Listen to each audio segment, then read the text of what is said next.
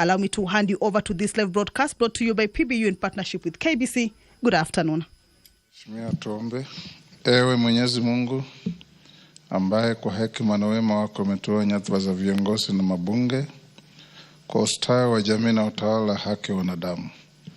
Tukusihi utazame kwa neema nyingi sisi watumishi wako ambao wameridhika kutuita ili tutekeleze shughuli muhimu za jamhuri yetu.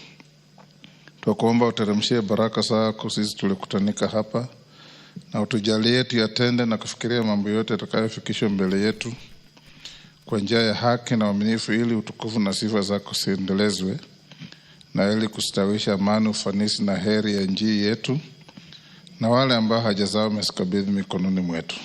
Amen.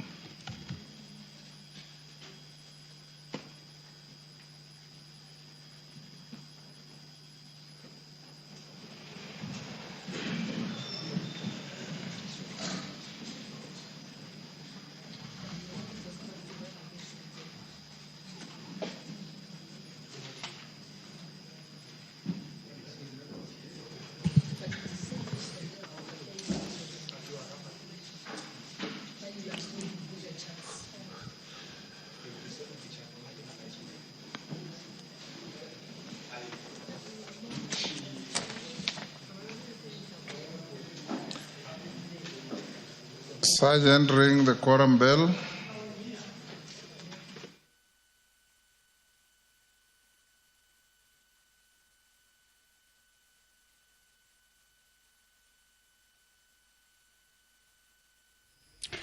So the House is yet to commence its business.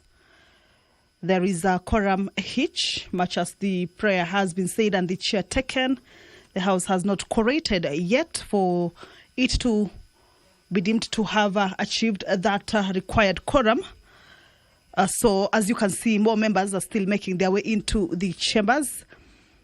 At this time also, the quorum bell is underway, of course, to alert the members who may be within the precincts of Parliament to at least hasten their steps and join their colleagues in the chambers to allow the House raise that much needed quorum. Back to the business. The County Public Finance Laws Amendment Bill, a bill originating from the Senate and co-sponsored by the Chairperson, Departmental Committee on Finance and National Planning, Honorable Kimani Kure, is coming up for second reading. This means that debate on this particular bill will be taking place, and it is a bill that seeks to amend the County Assembly Service Act and the Public Finance Management Act. Okay, that is a signal from the Sergeant at Arms to the clerk and the speaker that the quorum has been raised. Allow me to hand you over to this business. Good afternoon.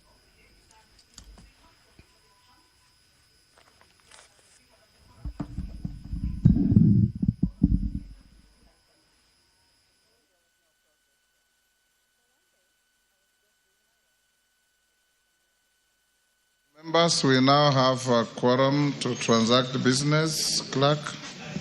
Order number 1, administration of oath. Order number 2, communication from the chair. Order number 3, messages.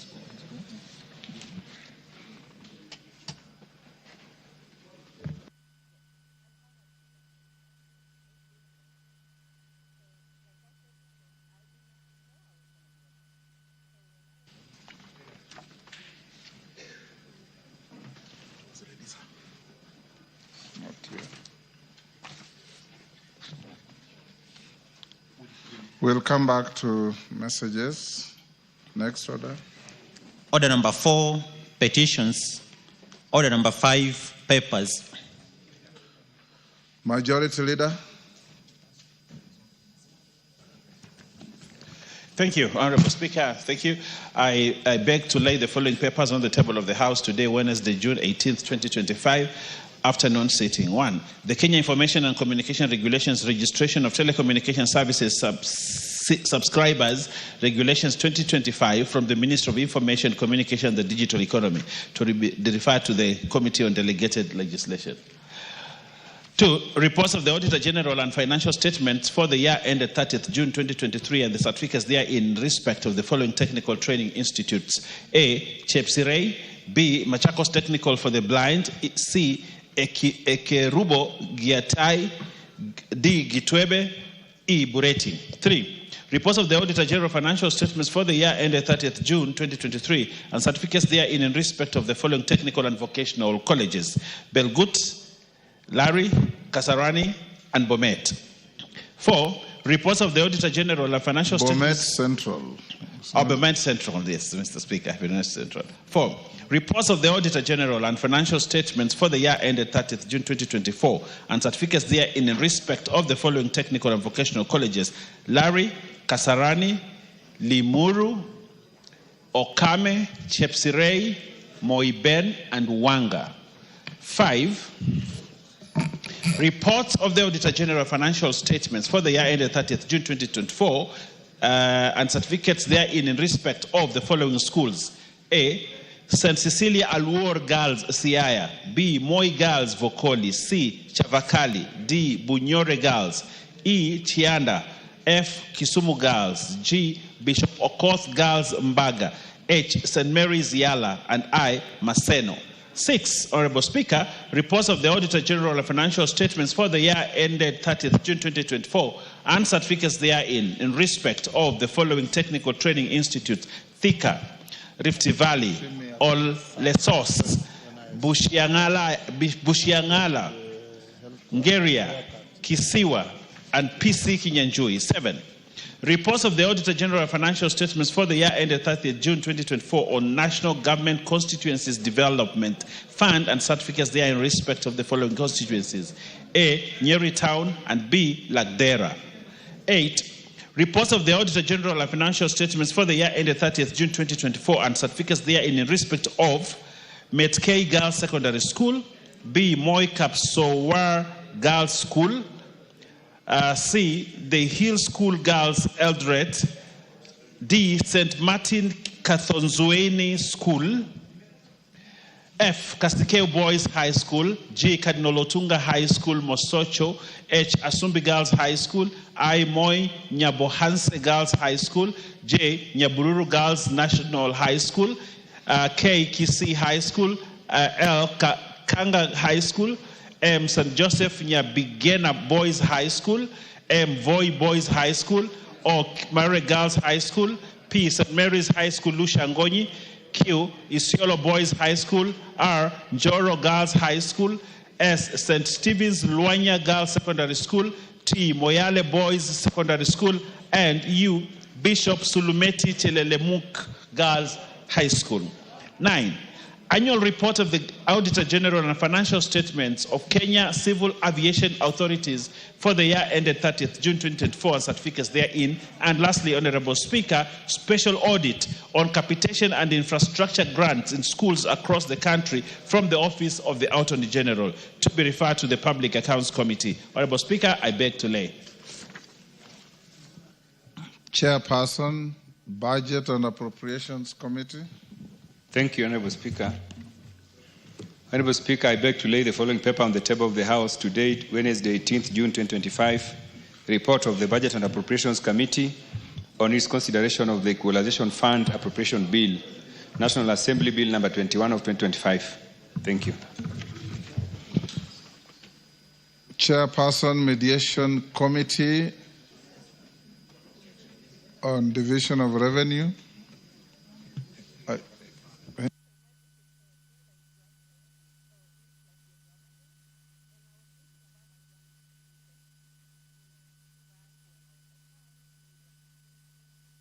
Come back to that. The report is not ready. Next. Order number 6, notices of motion. Order number 7, questions and statements.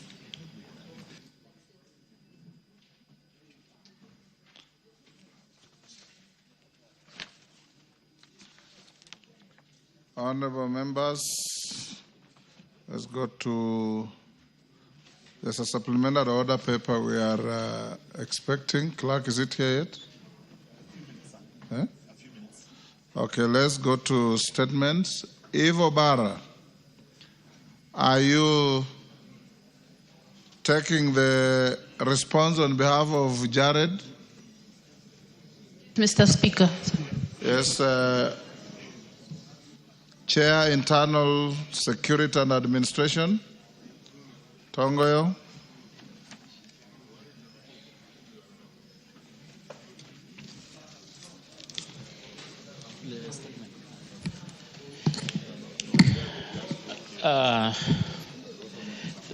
Thank you, Honorable Speaker. I hope I'm responding to a statement being sought by Gerard regards the death of Ojwang. Yes.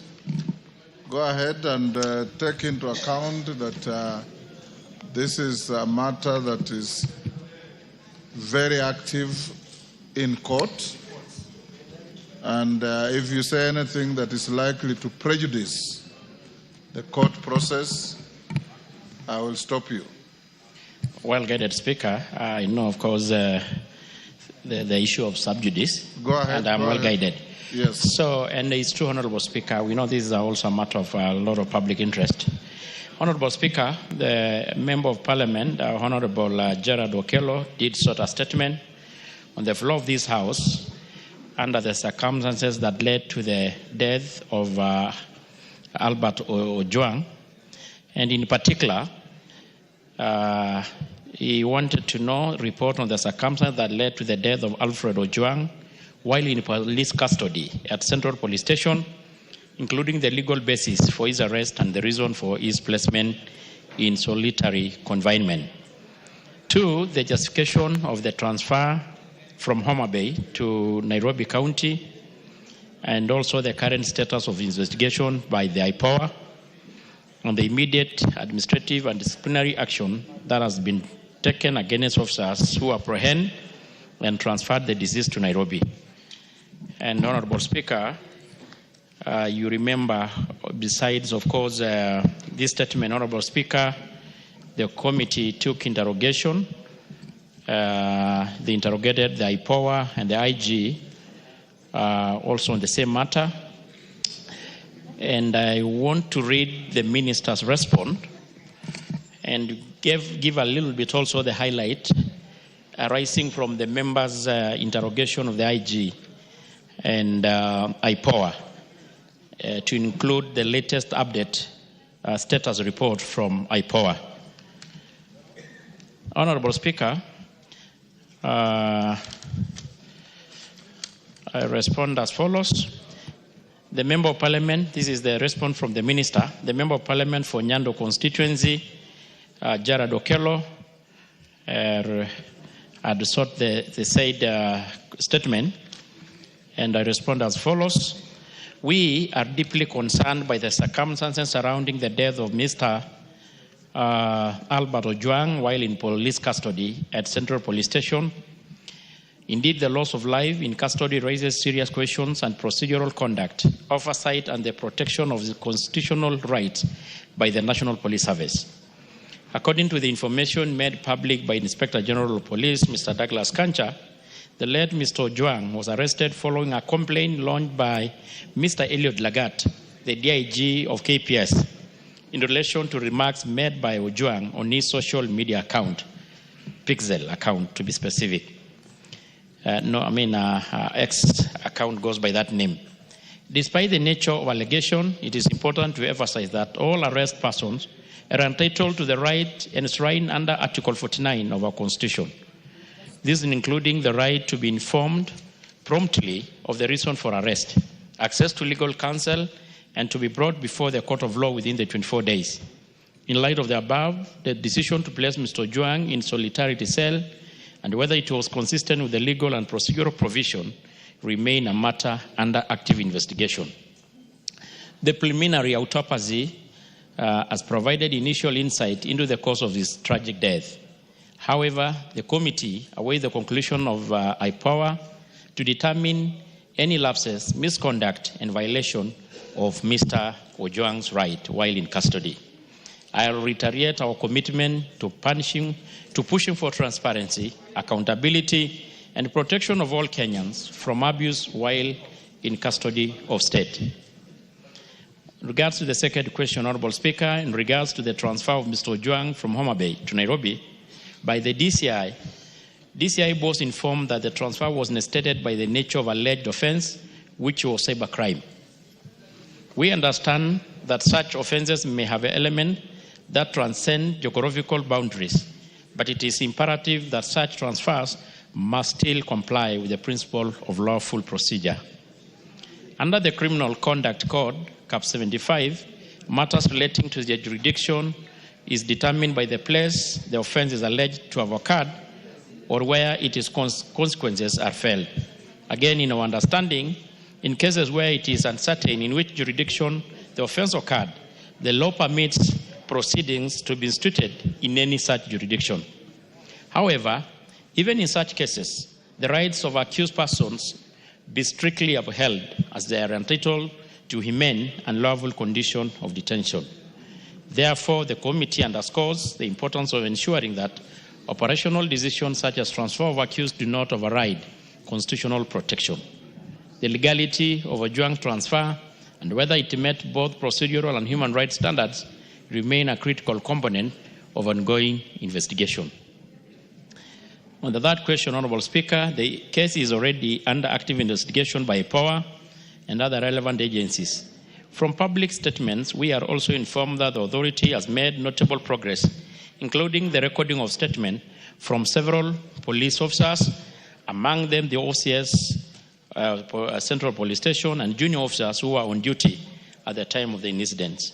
And the post-mortem examination has already been conducted, and the preliminary finding revealed blunt force injuries to the head, bleeding in the brain, soft tissue injuries on various parts of the body, and sign of compression on the neck. The National Police Service, through the IG, has pledged full cooperation with IPOA. Similarly, my ministry is available to provide any necessary support to facilitate speedy and conclusive determination of this matter. Being a matter of significant public interest and national concern, we are hopeful that the process will be expeditious, impartial, and transparent, especially in light of the commitment made by the relevant authorities. And the last part, Honourable Speaker, the Inspector General of Police has interdicted 6 officers pending outcome of ongoing investigation, and these officers include Officer Commanding Central Police Station, Samson Talam, Duty Officer Samuel Nganga, Corporal Charles Muruki, and Police Constable Debian Lusweti, and Peter Kimani and Evelyn Kanyiri. We are of the view that this step is necessary and appropriate measures to ensure accountability, to preserve the integrity of the investigation, the process the same, and will also serve an important reminder that misconduct and negligence within the National Police Service will not tolerate. And Honourable Speaker, maybe it's also worth to add to this that, of course, also the DIG, KPS had stepped aside. The public domain. Finally, Honourable Speaker, I wish to give the highest assurance and commitment that we shall pursue this matter to its conclusive end for justice to Mr. Albert Ojwang and for the respect of law, rule of law in this country. And I submit, Honourable Speaker, signed by Honourable Kipchumba Murkomen, the Secretary Cabinet for Interior and National Administration. Evo Bara. Yes. I will kindly, because this was a little bit, a lot has taken place, to give a bit summary from the IPOA, the latest, actually, as today. Honourable Speaker, in summary, as of today, or actually this letter was signed yesterday when I was coming into the House, and I have the update report. And Honourable Speaker, there's some noise here from the member. Soy. Order, Honourable DK. This guy is from. So, Honourable Speaker, I have a letter, the status update report from Ahmed Isaac Hassan, the chair of IPOA, outlining that so far they have done 8 arrests. They have arrested James Mukwana, and is in Milimani Law Court, and is detained for 21 days at Capitol Hill Police Station. I'm saying James Mukwana. Sorry? Corporal. And the ruling to be delivered on the June the 20th. Next mission will be on the June 20th. It's good to know that. The second is Samson Talam, the OCS, also in Milimani Law Court, and they're detained for 21 days, pending investigation, and the ruling also to be delivered on the June 18th. The other one is, of course, also the deputy OCS, which is known as Nganga, and Kimani, which was also a duty officer. Also among the rest, Honorable Speaker, is 3 civilians. And these civilians are people who are alleged actually to have even committed the Heinous Act. Those are the convicts who are in the cells. And these are Gin Amunitwa, Collins Karani, Kelvin Mutisia Mutava, and Brian Mwaniki Njue. And they are all detained for 21 days at Mudagari and Kilelefia Police Station, and they're detained for 14 days. Among the 8, Honorable Speaker, is also one person who is the technician who is alleged to have interfered with the CCTV. And he has been also arrested. And I think, Honorable Speaker, because the report, of course, is very detailed, and I'll also mention the number of officers who have been interdicted, and majority of them also are those who have been arrested. Honorable Speaker, yes, I don't want to go into the chronology of event, but it's also good just to note that we, in the report that I will table in the House, give more details on the chronology of event, starting from when the DIG made the complaint, both to EACC and DCI, as a result of the alleged false accusation by the deceased on his Pixen X account. So, Honorable Speaker, and we had also, of course, interrogated the IG and IPOA, and as a committee, and the report is here, but the majority are more similar to what had already the CS had given brief and what even IPOA had reported. And, Honorable Speaker, I beg to submit.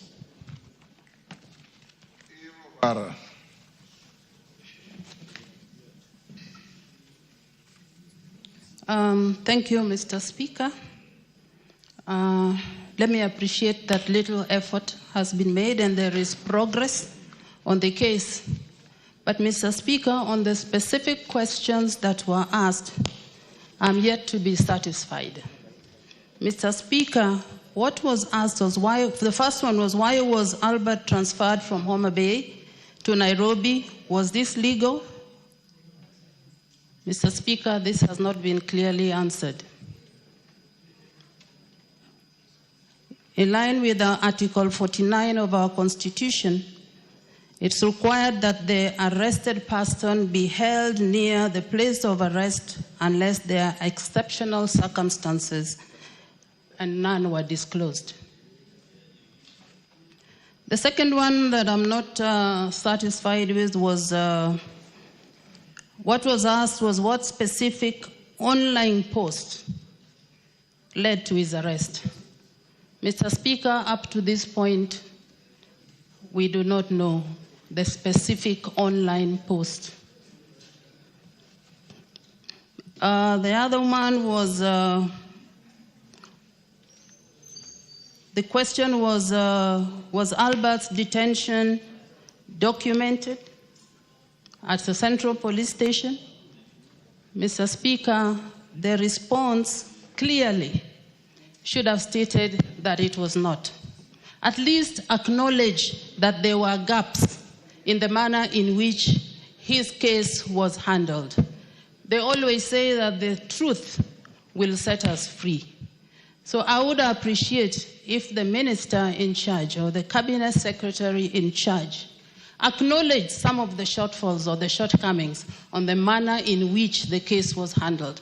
And when you say the truth, even the people concerned, as much as they have lost their relative, will be satisfied that it was the investigation was transparent and the truth has been unveiled. and this has not been the case. And finally, Mr. Speaker, on the injuries that we're asked, can the ministry explain the visible injuries, including the bruises and the swellings, reported by the family and observers? The ministry or the minister only refers to the existence of postmortem without addressing the injury findings. Mr. Speaker, I would be happy if this matter is handled exhaustively. I am not fully satisfied, and this is the message. Mr. Speaker, this is something that has painted Kenya in a bad light. Mr. Speaker, yes, we make mistakes, but when you acknowledge, then we can get over some of these things and even now start talking about the reforms on what we should do as a country. I'm not looking at an individual, I'm looking at the image of the country. Mr. Speaker, what we saw yesterday, immediately after this Mr. Ojwang's case, what we saw in the streets yesterday, somebody brazenly shooting at a human being, Mr. Speaker. It means that it has not sunk. Even what we've been talking about and the country's outcry has not been received well by the police force. Because if that was done, Mr. Speaker, they would not have done what we saw, or instructions given out to them on how to handle demonstrators would have been different. That police officer has painted us in a bad light, and action, I believe, has been taken and he has been arrested. But for Ojwang, let us go the full haul, Mr. Speaker. Thank you very much. Thank you. Yes, Mukunji, Tongoyo, you can take note. Thank you.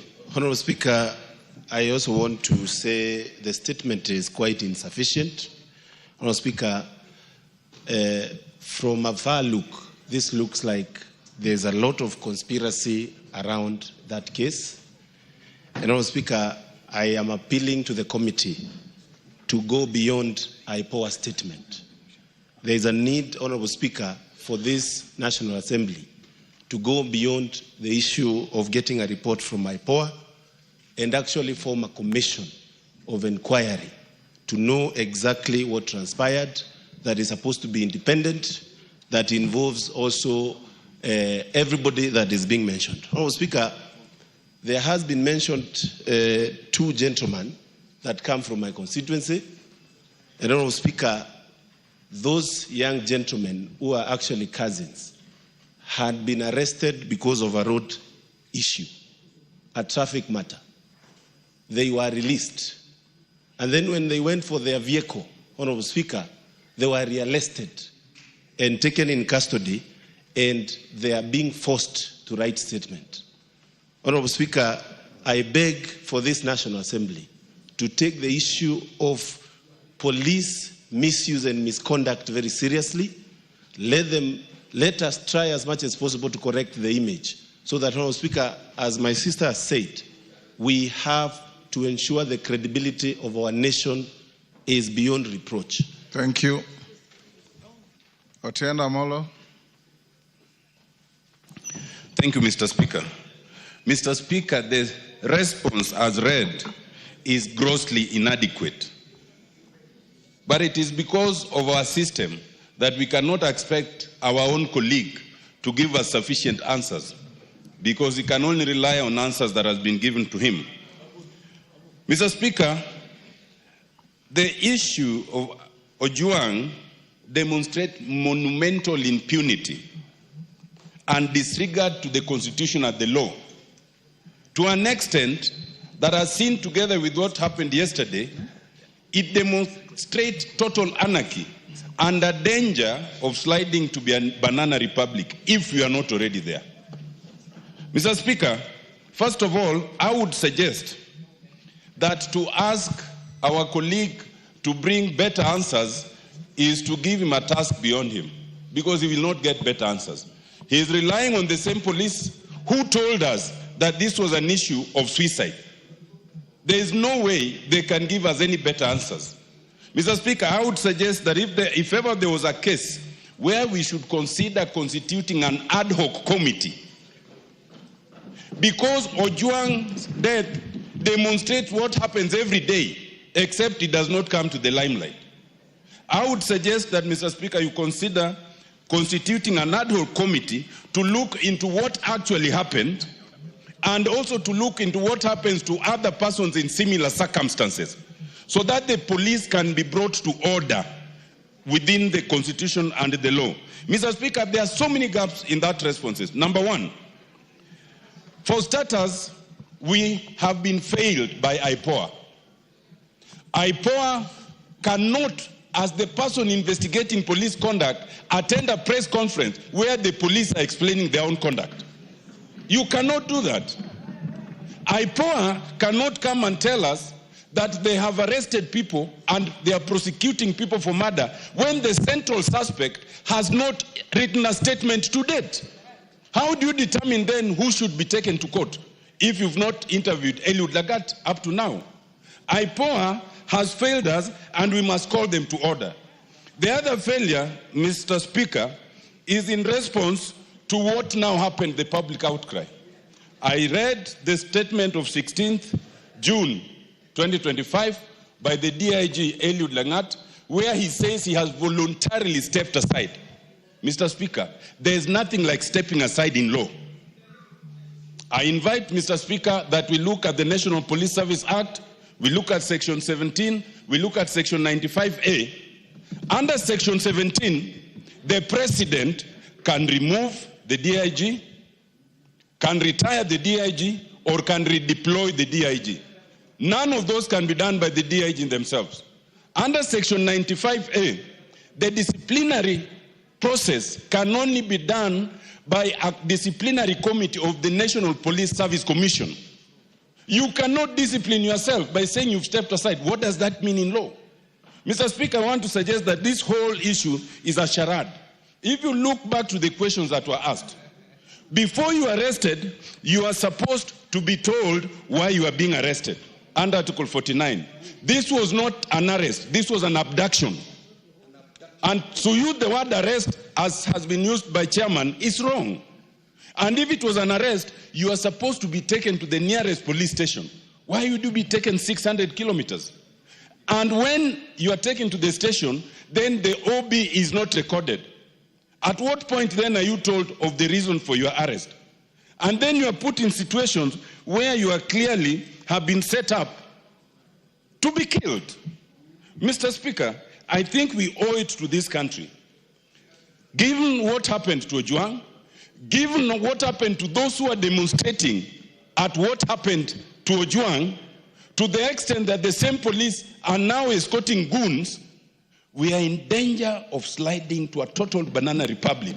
And if the executive cannot bring us back on course, it behoves this House to do so. Mr. Speaker, I suggest we establish an ad hoc committee. Thank you, Mr. Speaker. Thank you, Tongoyo. Honorable members, from what I have heard and from what the chair of the committee read to us, first, Honorable Otieno Amollo, you can only set up a committee through a motion. There's no motion before me. But more importantly, I direct that the Minister for Internal Security appears before this House on Wednesday afternoon so that those with questions, and the questions so far raised by Ivo Bara, Otieno Amollo, and Mukunji be availed to him via Hansard so that he can be able to be interrogated by the House on matters touching on the death of Albert Ojwang, taking into account the ongoing court case and the sub judice rule, so that we can have this House lend its strong voice on matters that we disapprove of on the conduct of officers who are supposed to protect wananchi. So, Majority Leader Owen Baya, Wednesday at 3:30, the Minister for Internal Security to appear before this House. Is so directed. Yes, Tongoyo? Honorable Speaker, I think on that one, I don't want to... Just one question, Honorable Speaker, that has come out clearly. As much as we all regret as a country, it was really very... What happened yesterday? Of course, we saw in the videos going around of a police officer shooting an armed, innocent Kenyan who was walking, doing his assault, which even inquired. We are lucky still recuperating in the hospital, although they say he was used a rubber bullet. Honorable Speaker, I think it's just good to appreciate that IPOA had really done a good job, because in speed 5 days, okay, it's me talking. Order. It's me talking. Honorable Speaker, as much as we invite the the Minister, what we wanted from the Internal Affairs Unit is full cooperation. And when we're interrogating, Honorable Speaker, IPOA themselves confirmed to us that the IG and his team were really in full cooperation. Honorable Tongoyo. Yes. You can advise the Minister to come with IPOA alongside him. Yes. Better that way. If he wishes to do so. Okay. Because under our structure of government, he gives policy direction to many of those institutions under him. So I would suggest then you recommend that IPOA also join the CS. It is up to him to decide who to come with. Okay. Yes. Well guided. Yes, I don't want to escalate this. I've already given direction. What's your point of order, Millie? Thank you, Mr. Speaker, and I do appreciate that you don't want to escalate this, and because you have actually requested the CS to come. I've not requested, I've directed. Directed, thank you. You have directed, and I'm glad that you have corrected me one of a few times when I'm happy when I'm directed. That is directed. Let him be here. And the reason is because the issue of security actually resides in this House. And I know and I want to commend the committee because they've done a very good job. But the House, the entire House needs to be seized of this matter because it's our primary mandate to oversight the security. But Mr. Speaker, even as the CS is coming, there are other issues that are arising that we would want him to deal with. Number one, only 2 days ago, Mr. Nditi died in a police post in my constituency, allegedly by suicide. Mr. Speaker, again in, I think, Nyando or somewhere, somebody else died allegedly by suicide in a police post. You know what you should do, Honorable Millie? File additional questions on the issues you are raising. And any other member who has similar issues, file questions so that we pass them on to the Minister as he prepares to appear here on Wednesday, and be at hand to interrogate him on all these issues so that he can be able to not only satisfy the House but the country on the situation surrounding Albert Ojwang, the Onditi you are talking about, the shooting in town yesterday, and any other matters within your knowledge that requires the Minister to be brought to his attention and to answer fully to the House. Yes, Millie? Thank you, Mr. Speaker. I stand guided, and I will be doing that. Mr. Speaker, yesterday when I was speaking here, I was informed that the person who was shot yesterday, who unfortunately I'm told has died, I don't know if he has died, the one we are saying was shot by, is not dead. I'm happy to hear it's not dead, and I hope. Yes, that's just what I wanted to say, even though I still am appalled and I'm not happy by the way the police operated. It doesn't matter where he came from. Of course, it hits me more if it comes from Suba, because I was told yesterday it's from Homa Bay and Suba in particular. But I wish to tell the Suba people that he was not from Suba. We are still not happy that he was shot, but he's not from Members Suba. of the National Assembly, you are members of the National Assembly of Kenya. It matters not where a Kenyan comes from. The pain of a Kenyan in Mandera, in Busia, in Homa Bay, in Kwale is the pain to all of you. And that is as it should be. Let's go on to the next matter. Go back to messages. That matter, hold your horses to Wednesday. Go back to messages. Robert Mbui, you will speak on Wednesday. The minister will be here.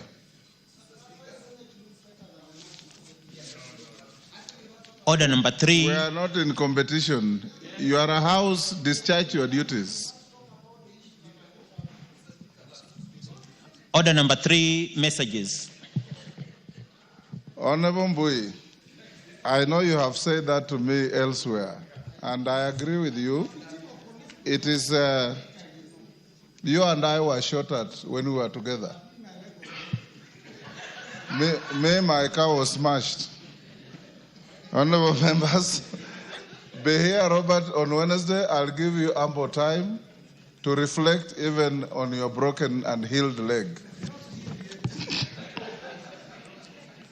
Honorable members, I have a message from the Senate on approval of the 4th basis for allocation of the share of national revenue among county governments.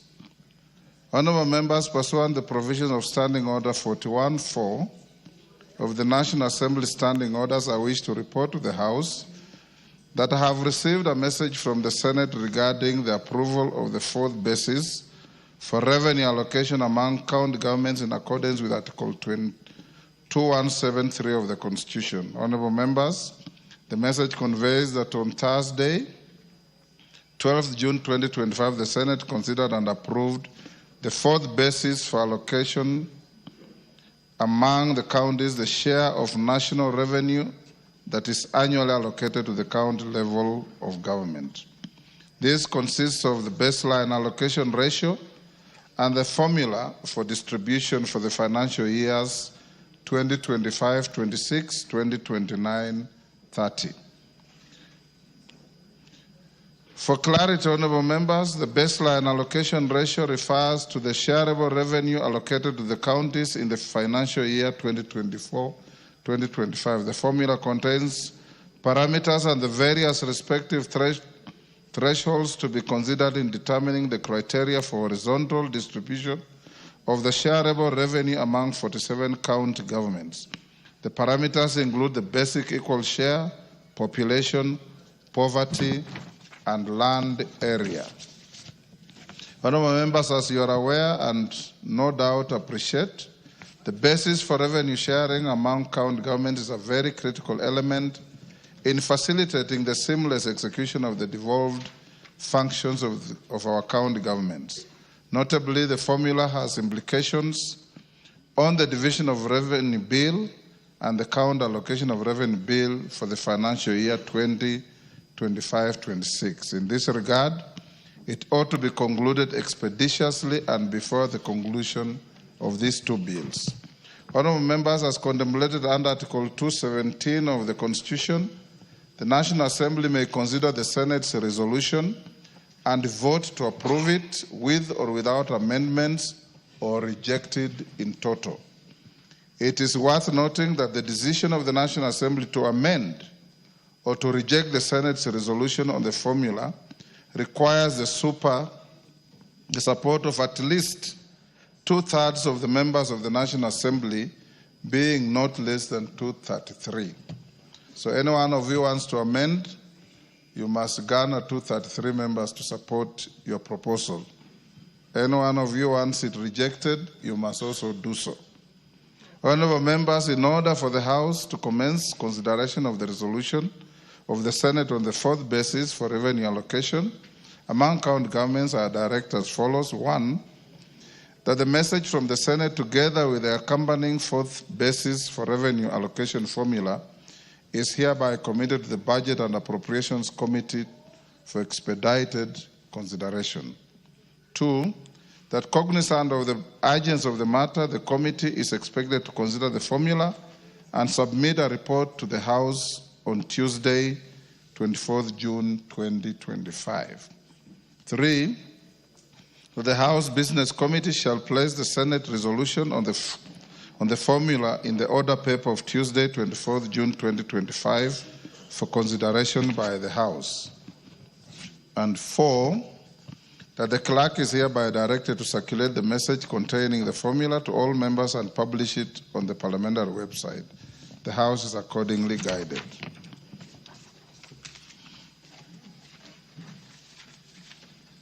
Honorable members, allow me to acknowledge in the Speaker's Gallery, State House Girls, Dagoretti North constituency, Nairobi.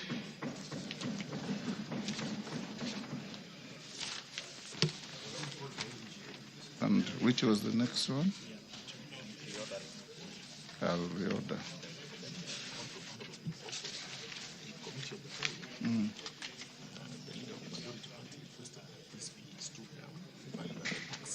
Okay. Honorable members, we have also in the public gallery Tasia Bright Star School from Embakasi East, Nairobi. On my behalf and on behalf of the House, I welcome the students, their teachers, and those accompanying them to the House of Parliament. Honorable members, you must have now received the supplementary order paper. It is in circulation already. If you check your system, you'll find it. We have done a response to question 1. I'll stay the remaining 4 questions until we finish the business that I will rearrange. For now, we go back to notices of motion, and I call the chair budget. Had you laid your paper? Okay, go to papers, order number 5. Lay your paper. Order number 5, papers. Thank you, Honorable Speaker. Honorable Speaker, I beg to lay the following paper on the table of the House today, Wednesday, 18th June 2025. Report of the Mediation Committee on the Division of Revenue Bill, National Assembly Bill number 10 of 2025. Call out order number 6. Order number 6, notices of motion. Chair, budget. Honorable Speaker, I beg to give notice of the following motion, that pursuant to the provisions of Article 113 sub 2 of the Constitution and the Standing Order 150 sub 3, this House adopts the report of the Mediation Committee on the Division of Revenue Bill, National Assembly Bill number 10 of 2025, laid on the table of the House on Wednesday, 18 June 2025, and approves the mediated version of the Division of Revenue Bill, National Assembly Bill number 10 of 2025. Thank you. Thank you, Chair. Honorable members, Otienda Mola and Murugara, you had some point of order. You approached the chair to allow you. I give you 1 minute. And Murugara, 1 minute. Thank you. Thank you, Mr. Speaker. Mr. Speaker, we are aware that the chair of the Justice and Legal Affairs Committee presented a report on the public participation on the NG-CDF Constitutional Amendment Bill. We are also aware, Mr. Speaker, that having read the bill for the first reading, we had to wait for the mandatory period as prescribed to elapse. Mr. Speaker, by my count, that period elapsed about 3 days ago. And by law, we should be on the clear to move to the second and third reading so that we can handle fully the question and issue of the constitutional amendment to the Constitution entrenching the NG-CDF. Mr. Speaker, I wanted to seek your direction on the next step so that all members would be clear, because I'm sure most members would want to participate in the second reading, and certainly most members would want to be present during voting. And Mr. Speaker, given the schedules of members, unless this is made clear, we might have a situation where some members do not participate. Mr. Speaker, I wanted to get your indulgence and directions on this, including the possibility of having a discussion, an informal discussion, given that the time usually allocated, not all members may say what they need to say or be briefed. The possibility of having a kamukunji prior to such dates as the Speaker might direct. Mr. Speaker, I ask your guidance on this one. Thank you. Murugara, 1 minute. Give him the mic. Thank you. Thank you very much, Mr. Speaker. Maybe the supplementary order paper has not yet reached Senior Counsel, Honorable Otiende Amolo. Actually, the matter is listed for debate today, but as he has pleaded, it's valid that these members are informed what this bill entails, what is in the report, and that we are able to internalize this and discuss it and debate it in a manner that is most honorable. But that is not my point of order. Mr. Speaker, sir, I've been accused of being a trade unionist by these members. It is not right, but I don't refuse. I do not refuse that tag, because we actually came to your office the other day last week to inquire about a very important and sensitive matter to these members, the RMLF, which is the roads money. You gave us a very good response, and we expected it to go the way you actually responded. Yes. But just about yesterday, we only got 6 million out of it from what had been disbursed. Yes. Maybe, Mr. Speaker, sir, I would equally join Honorable Otiende Amolo that if it pleases you and you wish to convene us in a kamukunji, then you also speak to us about the roads money, because the constituents are agitated, the roads are not in good shape, but most importantly, most of us have committed this money to do the rural roads, which we are supposed to do. Thank you very much, Honorable Speaker. Thank you. Order. Order, Tongoyo. Take your seat. Order, Bensouda. Take your seat. Take the nearest seat.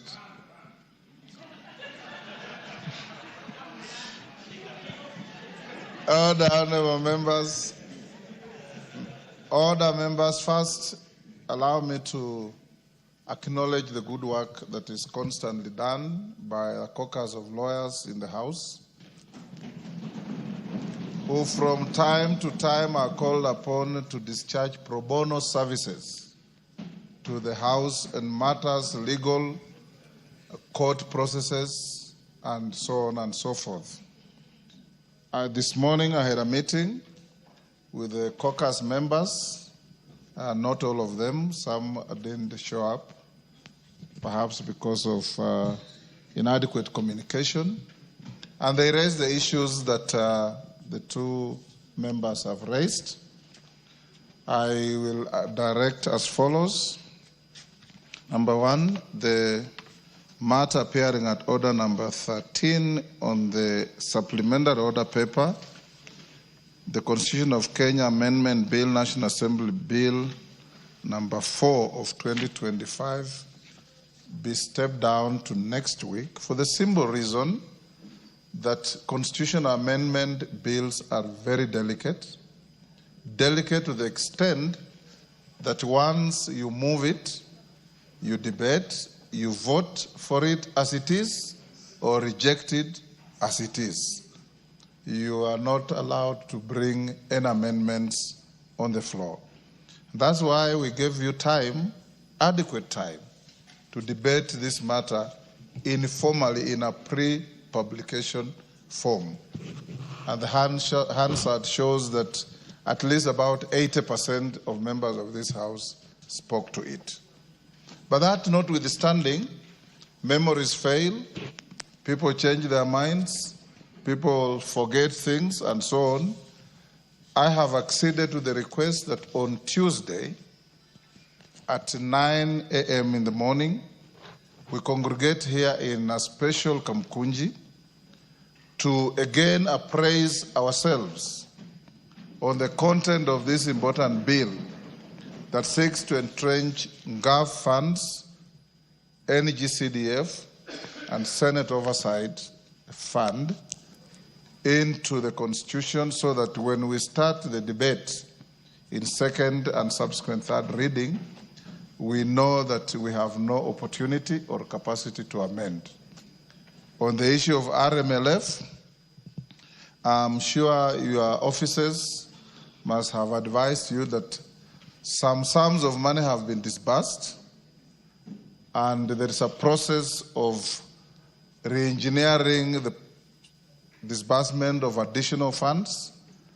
I will then appraise you as well, and I've instructed the chairman of Roads, GK, member from DIA, to get in touch with the office of the clerk and the majority leader to appraise themselves on the developments on RMLF. But more importantly, again, I want you to acknowledge the caucus because the court did direct that Section 6 of the Roads Act is unconstitutional to the extent that counties are excluded.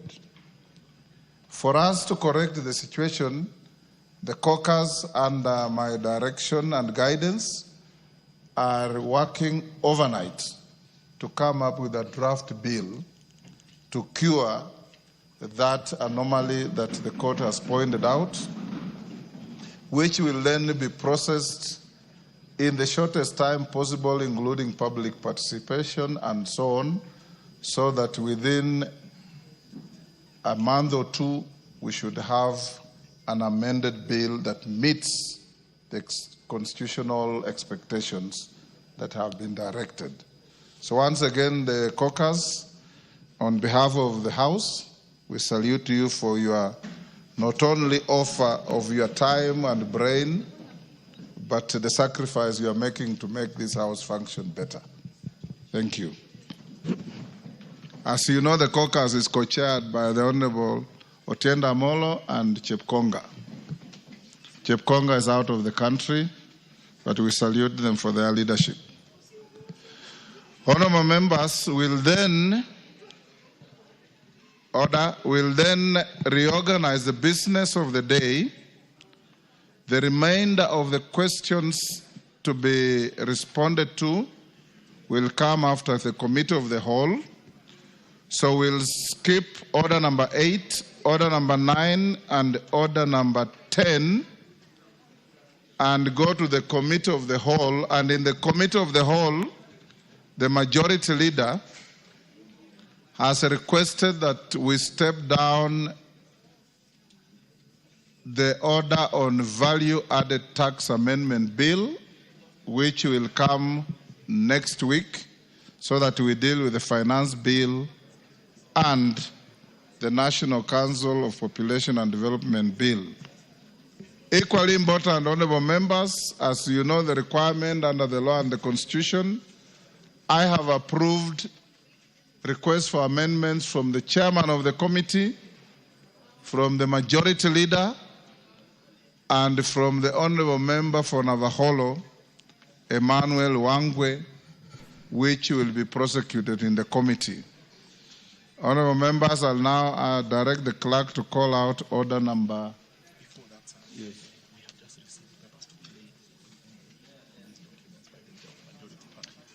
Leader of Majority Party, there are some urgent documents for you to lay on the table before we go to the next order. Can you do so quickly? Call out order number 5. Order number 5, papers.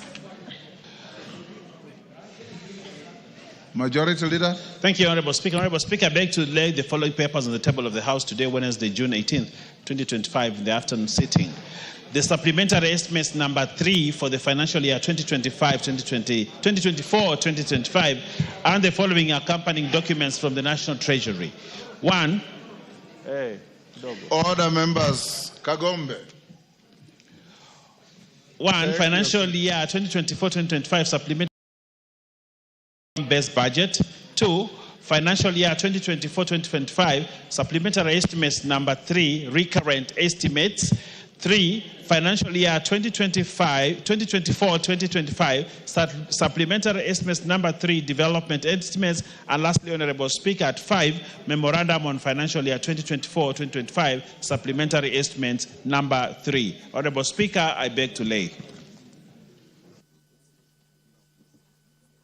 Thank you, Honorable Wenbaya. Honorable members, allow me to acknowledge in the public gallery Kambara Secondary School from Madhioya, Muranga. On my behalf and on behalf of the House, we welcome the students and their teachers and those accompanying them to the House of Parliament. Call out order number 11. Order number 11, Committee of the Whole House.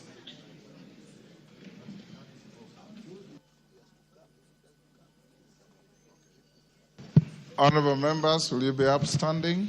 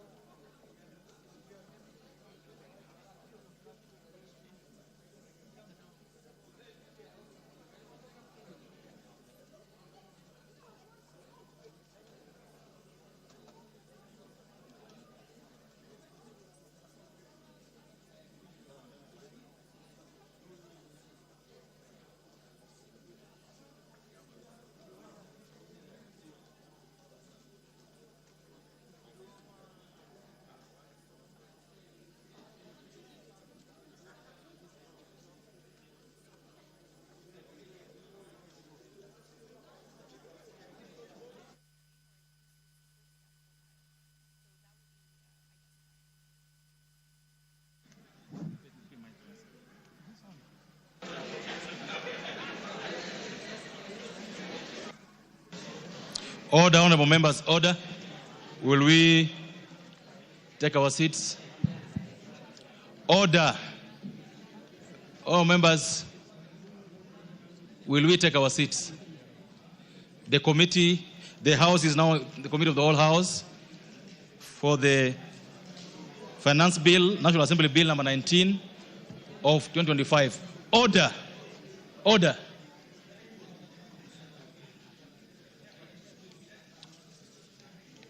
The Honorable Soro et al. Order. Could you take your seats?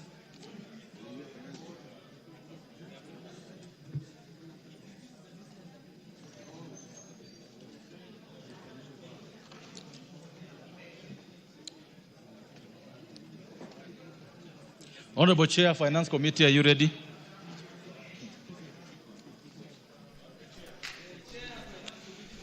The Honorable Soro, allow the Chair of Finance Committee to do his job.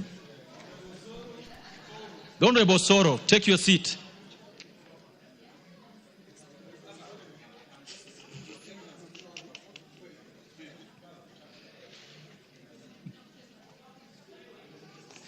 The Honorable Soro. The Honorable Soro, what have you just done?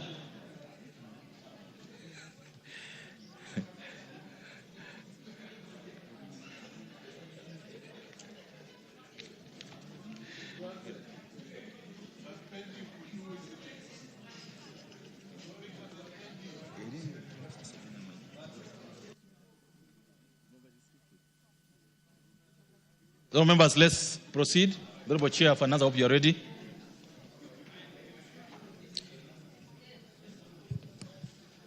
Provisions relating to the Income Tax Act, Cap 470, Clause 2. The Honorable members, I propose a question that Clause 2 be part of the bill. Chair, you've got an amendment. Thank you, Honorable Chair. Honorable Chair, I beg to move that the amendment on clause 2 be as per the order paper. This is a discussion we had yesterday on the definition of royalty. So the amendment is to delete the definition of the term royalty as proposed in the bill. Additionally, the amendment is to delete the definition of winnings and substituting that with withdraw. I beg to move, Honorable Chair. Thank you, members. I propose a question that clause 2 be amended as proposed by the chair.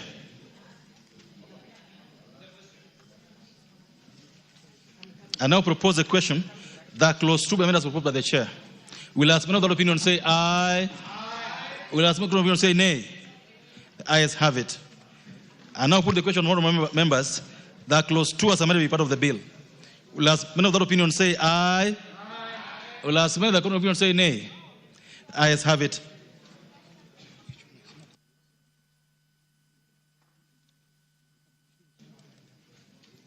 There was an amendment almost on the same terms like what we just passed by the majority leader, and I direct that the amendment by the majority leader then falls because this committee amendment has been carried.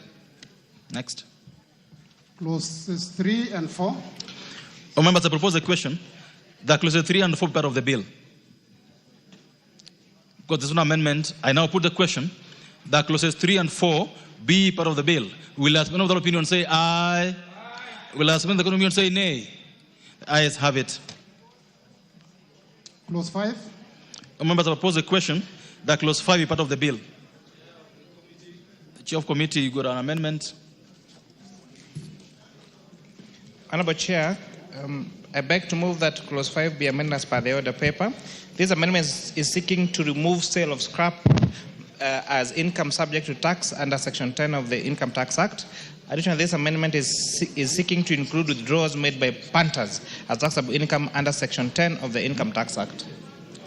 Thank you. All my members, I propose a question that clause 5 be amended as proposed by the chair of the Finance Committee. If there's no interest on that, I now put the question, members, that clause 5 be amended as proposed. Will as many of that opinion say aye? Will as many of that opinion say nay? The ayes have it. Members, I now put the question that clause 5 as amended be part of the bill. Will as many of that opinion say aye? Will as many of that opinion say nay? The ayes have it. Clause 6. Oh, members, I propose the question that clause 6 be part of the bill. Oh, Chair, you have an amendment to this? So, Honorable Chair, I beg to move that clause 6 is amended as per the order paper. This amendment is seeking to require the Cabinet Secretary to make regulations regarding significant economic presence within 6 months. Honorable Chair, as you may recall, last December we did pass the amendment on significant economic presence tax. However, despite us passing this bill in this House, almost 6 months later there has not been regulations that have been passed on the same. So this amendment is therefore requiring the Commissioner and by extension the Cabinet Secretary to gazette, to publish regulations to effect the significant economic presence tax as per contained in the tax laws. The significant presence. Members, I propose a question that clause 6 be amended as proposed. I now put the question, therefore, that clause 6 be amended as proposed. Will as many of the opinion say aye? Will as many of the opinion say nay? The ayes have it. Members, I now put the question that clause 6 as amended be part of the bill. Will as many of the opinion say aye? Will as many of the opinion say nay? The ayes have it. Clause 7. Members, clause 7 as no amendment. I propose the question that clause 7 be part of the bill. I now put the question, therefore, that clause 7 be part of the bill. Will as many of the opinion say aye? Will as many of the opinion say nay? The ayes have it. Clause 8. Members, I propose a question that clause 8 be part of the bill. Chairperson, your amendment to this clause. Honorable Chair, I beg to move that clause 8 be amended as per the order paper. This amendment, the amendment is seeking to clarify that both the investment in our stadia and investment in sporting activities will both be deductible for tax for those in the private sector that invest in these two activities. I beg to move, Honorable Chair. Thank you. All members, I propose a question that clause 8 be amended as proposed by the chair. It's about sports facilities being tax deduct. I propose the question, all members, that clause 8 be amended as proposed. Will as many of the opinion say aye? Will as many of the contrary opinion say nay? The ayes have it. I now put the question, members, that clause 8 as amended be part of the bill. Will as many of that opinion say aye? Will as many of the contrary opinion say nay? Ayes have it. Clauses 9 and 10. All members, I propose a question that clauses 9 and 10 be part of the bill. Because there have no amendments, all members, I now put the question that clauses 9 and 10 be part of the bill. Will as many of that opinion say aye? Will as many of the contrary opinion say nay? The ayes have it. Clause 11. All members, I propose a question that clause 11 be part of the bill. Move on, you got an amendment, Chair? Honorable Chair, clause 11 refers to an amendment on country-by-country reporting that requires companies, whether it's surrogate or subsidiary or parent company, and this amendment is seeking now to require the submission of the country-by-country report, since it is the same, to be provided, and it's provided as subsection 2, that it be in the same section. I beg to move, Honorable Chair. All members, I propose a question that clause 11 be amended as proposed by the Chair. I put the question that clause 11 be amended as proposed by the Chair. Will as many of that opinion say aye? Will as many of that opinion say nay? The ayes have it. I now put the question, members, that clause 11 as amended be part of the bill. Will as many of that opinion say aye? Will as many of that opinion say nay? The ayes have it. Clause 12. Members, I propose the question that clause 12 be part of the bill. Oh, members, your chairman, you got Yes, Honorable Chair, clause 12 regards to advance pricing agreement, where you're saying where the taxpayer in an issue with the advance price agreement has provided false information, then that advance price agreement will be declared to be void.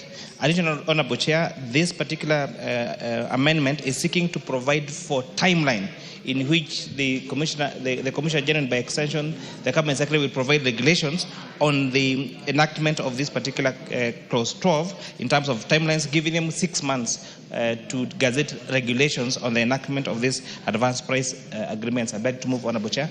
Thank you. So, on advance pricing, members, I propose a question that clause 12 be amended as proposed by the Chair. Honorable Wunda, 1 minute. Chair, as much as the amendment to subsection 5, subclause 5, is timely and important, I think the Cabinet Secretaries must also act in good faith, knowing the importance and urgency of some of these, the need to operationalize laws. We do not have to put for them specific timelines. It should naturally flow. Probably with the neatness, probably could even do that in the Social Instrument Act, so that all the Cabinet Secretaries know that within a certain period of time, once a law is in place, we must do this. Because otherwise, within 6 months, it's going to appear in all the laws of this country. All the laws are going to be known as within 6 months. Thank you, Mr. Chair. Thank you, the Honorable Makali Mulu. Yeah, thank you, Mr. Chairman. Mr. Chairman, just wanted to, in an earlier clause, the chairman reported that regulations were supposed to be done in 6 months and they were not done. I don't know whether really we have been, in terms of the time frame, is this realistic? Because I don't think really we need to put time and then they cannot implement. I think we need to get assurance that at the end of the day, Mr. Chairman, that then when we say 6 months, we get regulations in 6 months or whatever needs to be done. Thank you. Thank you, Honorable Chair.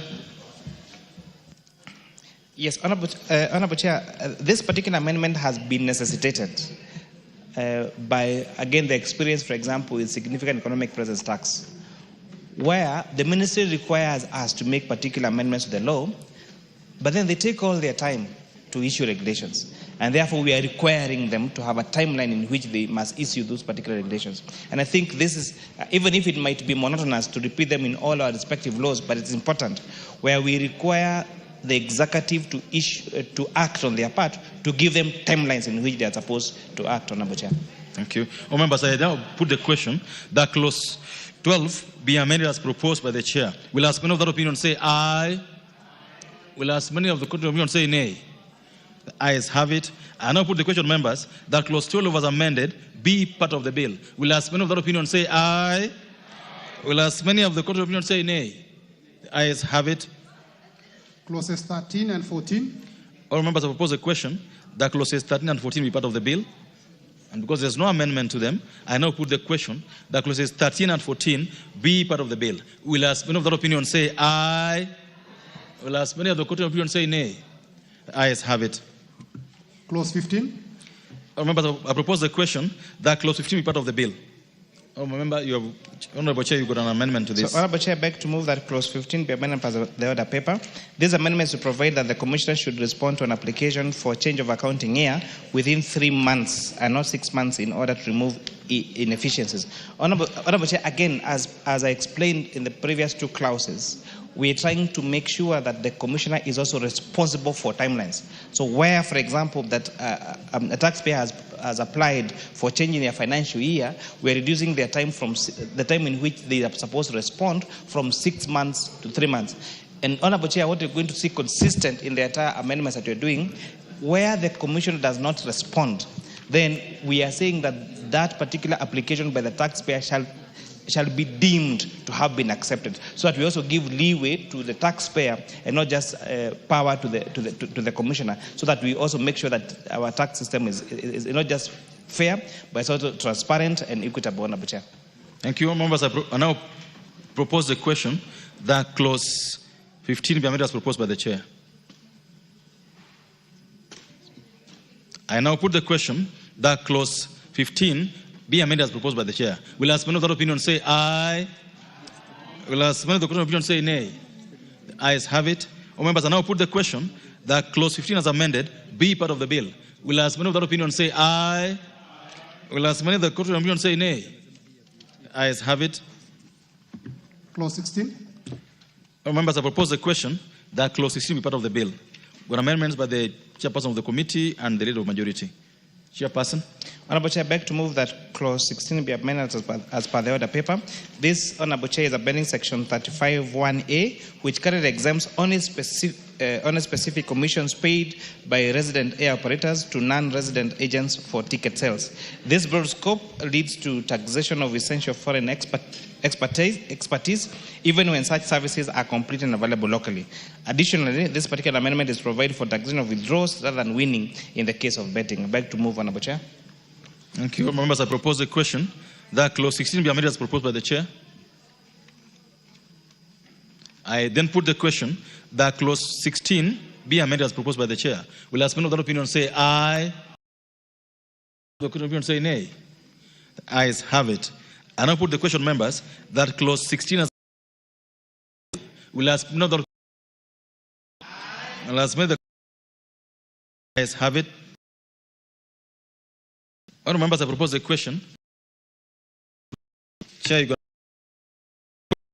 the leader of majority's amendment to clause 16 then falls because we carried the committee's amendment. So clause 17, Chair. Thank you, Honorable Chair. Honorable Chair, I beg to move that clause 17 be amended as per the order paper.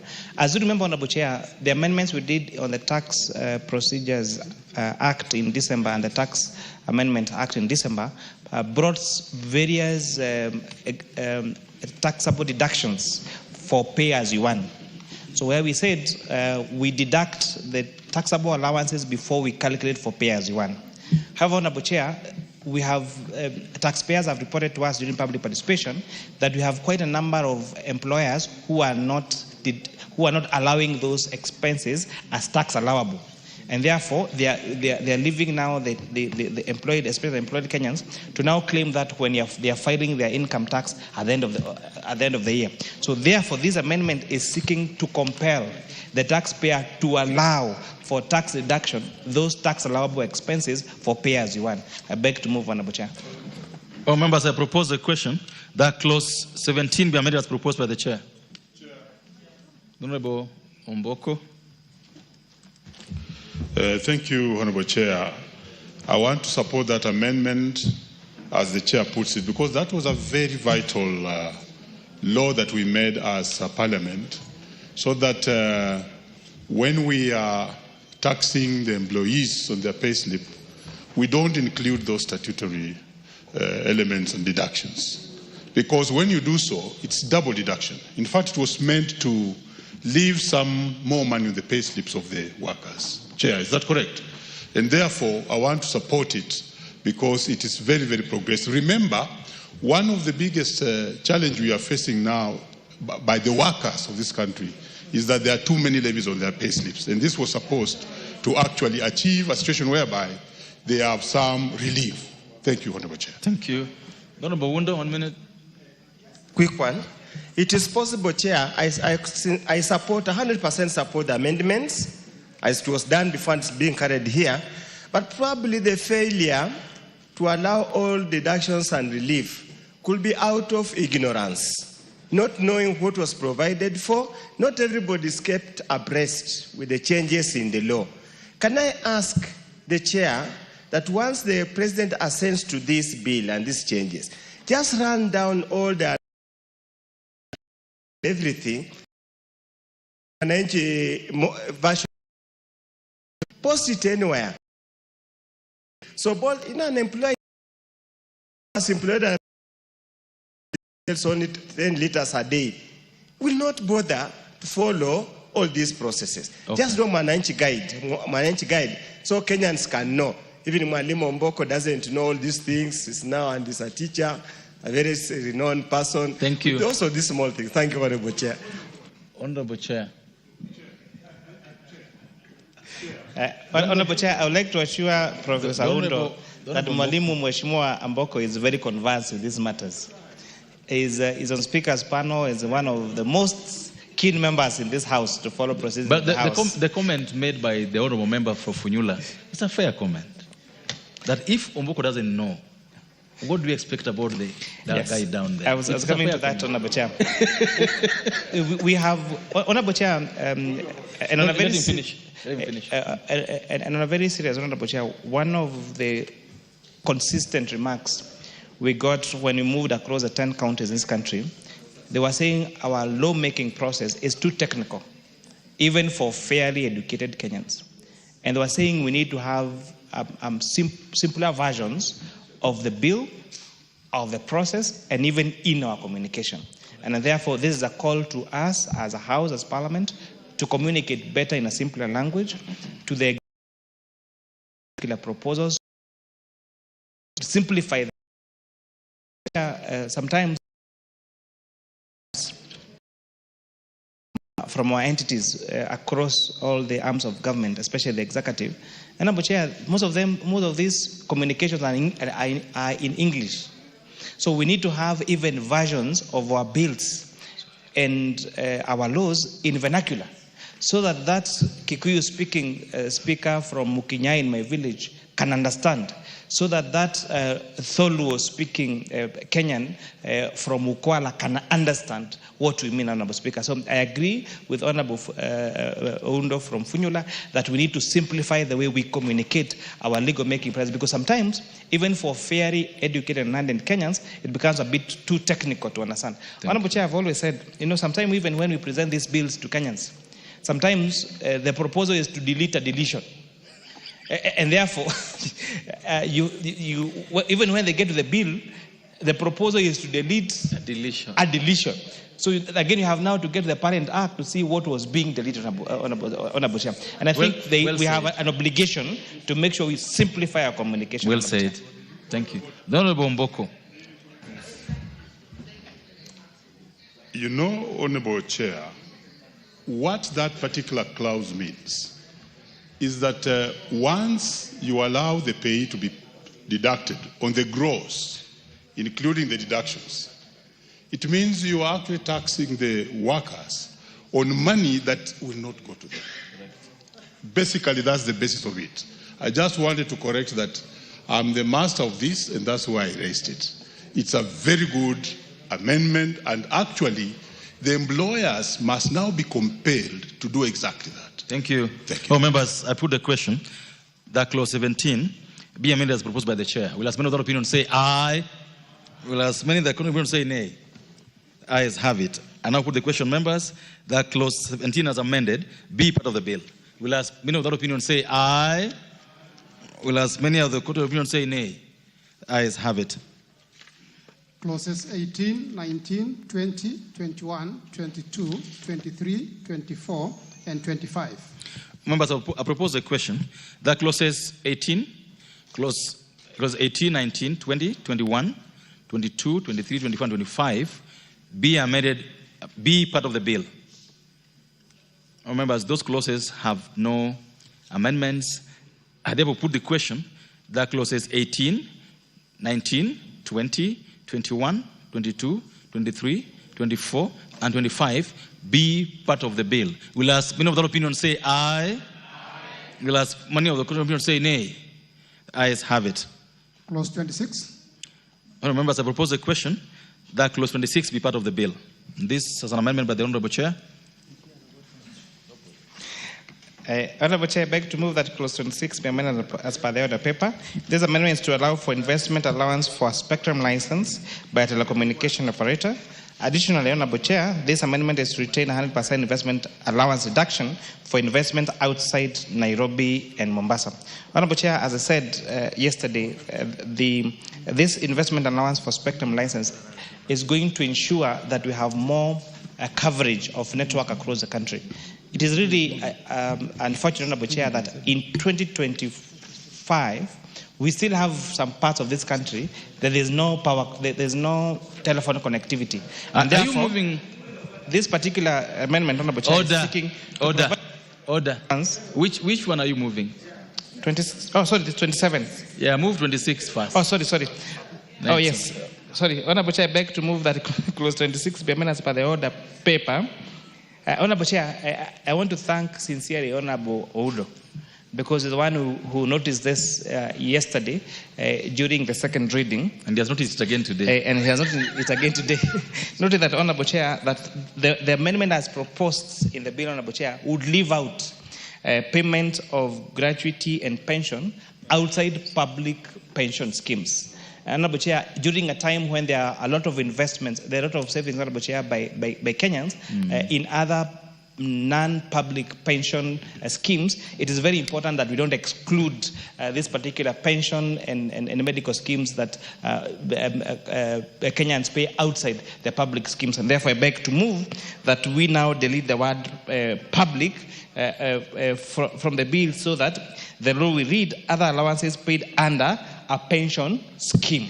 So which will therefore mean, the import of this is that therefore payments made to both public and private pension scheme now will fall under will now be exempt, Honorable Chair, from income tax. I beg to move, Honorable Chair. Thank you, members. I propose the question, therefore, that clause 26 be amended as proposed by the Chair. And I want to give this chance to Honorable Mayaka. Honorable Mayaka has the floor. Honorable Wundo, this lady has the floor now. Allow her. Thank you, Honorable Chair. Honorable Chair, I also just want to support this particular amendment and also to just extend my salutation to Honorable Oundo, because yes, Honorable Chair, if we limit it to public, it means a whole spectrum of people who have investments outside that space are actually affected. And for me, Honorable Chair, also is just to speak to the matter of one thing that as Africans we experience, which is called black tax. This is very encouraging for people who are investing for their retirement, and for people who are already in retirement, that they will not be taxed for this particular. And so yes, I support this amendment. Thank you. Member for Keses. Thank you so much, Mr. Chair, for the committee. Mine, I also want to support this particular amendment by ensuring that we onboard every Kenyan. You know, we are achieving the provision of the Constitution on inclusivity. And more so to say, the aspect that we want to encourage Kenyans to save for investment purposes. You know, there's something that we need to align. Kenya now, as we can say, it is on leverage level, where we are borrowing much from outside than even from within. And we want to encourage savings by Kenyans, borrow from them, invest and develop our country, and they can derive the benefit and interest from their savings. So this is particular amendment is good. We want to encourage both private and public, so that together, cumulatively, we can build our country together. Thank you. Thank you. Member for Kitui Central. Oh, no, this is your amendment, not... Yeah, thank you so much, Honorable Chairperson. Honorable Chairperson, I also want to support this. In this country, we appreciate that we have a lot of private pension schemes, Honorable Chair. So if we have not, before this amendment, Honorable Chair would have discriminated Kenyans, and I think it's important. Now, the way it is now, it serves every Kenyan. I support. Thank you. The Honorable Wundo. Chair, I just want to sincerely thank the chair of the committee. I raised the matter here. He didn't get the import of what I was saying. As we walked out of the chamber, I do know most of them deal with very more important things out of the formal arrangement. So I encourage there must be quite a lot of informal discussions. That's where we tied it up. And even I have evidence here, handwriting. So thank you, Chair. You are now listening, Chair. Thank you. All members, I propose a question that clause 26 be amended as honorable members, I propose a question that clause 26 be amended as proposed by the chair. Will as many of the opinion say aye? Will as many of the opinion say nay? Ayes have it. Members, I now put the question that clause 26 as amended be part of the bill. Will as many of the opinion say aye? Will as many of the opinion say nay? Ayes have it. Clause 27. Honorable members, I propose a question that clause 27 be part of the bill. Honorable Chair. Now you can talk about those things of cables you're talking about. Thank you, Honorable Chair. Honorable Chair, I beg to move that clause 27 be amended as per the order paper. This has two imports, Honorable Chair. One of them is to introduce an investment allowance for a spectrum license for telecommunication operators, Honorable Speaker.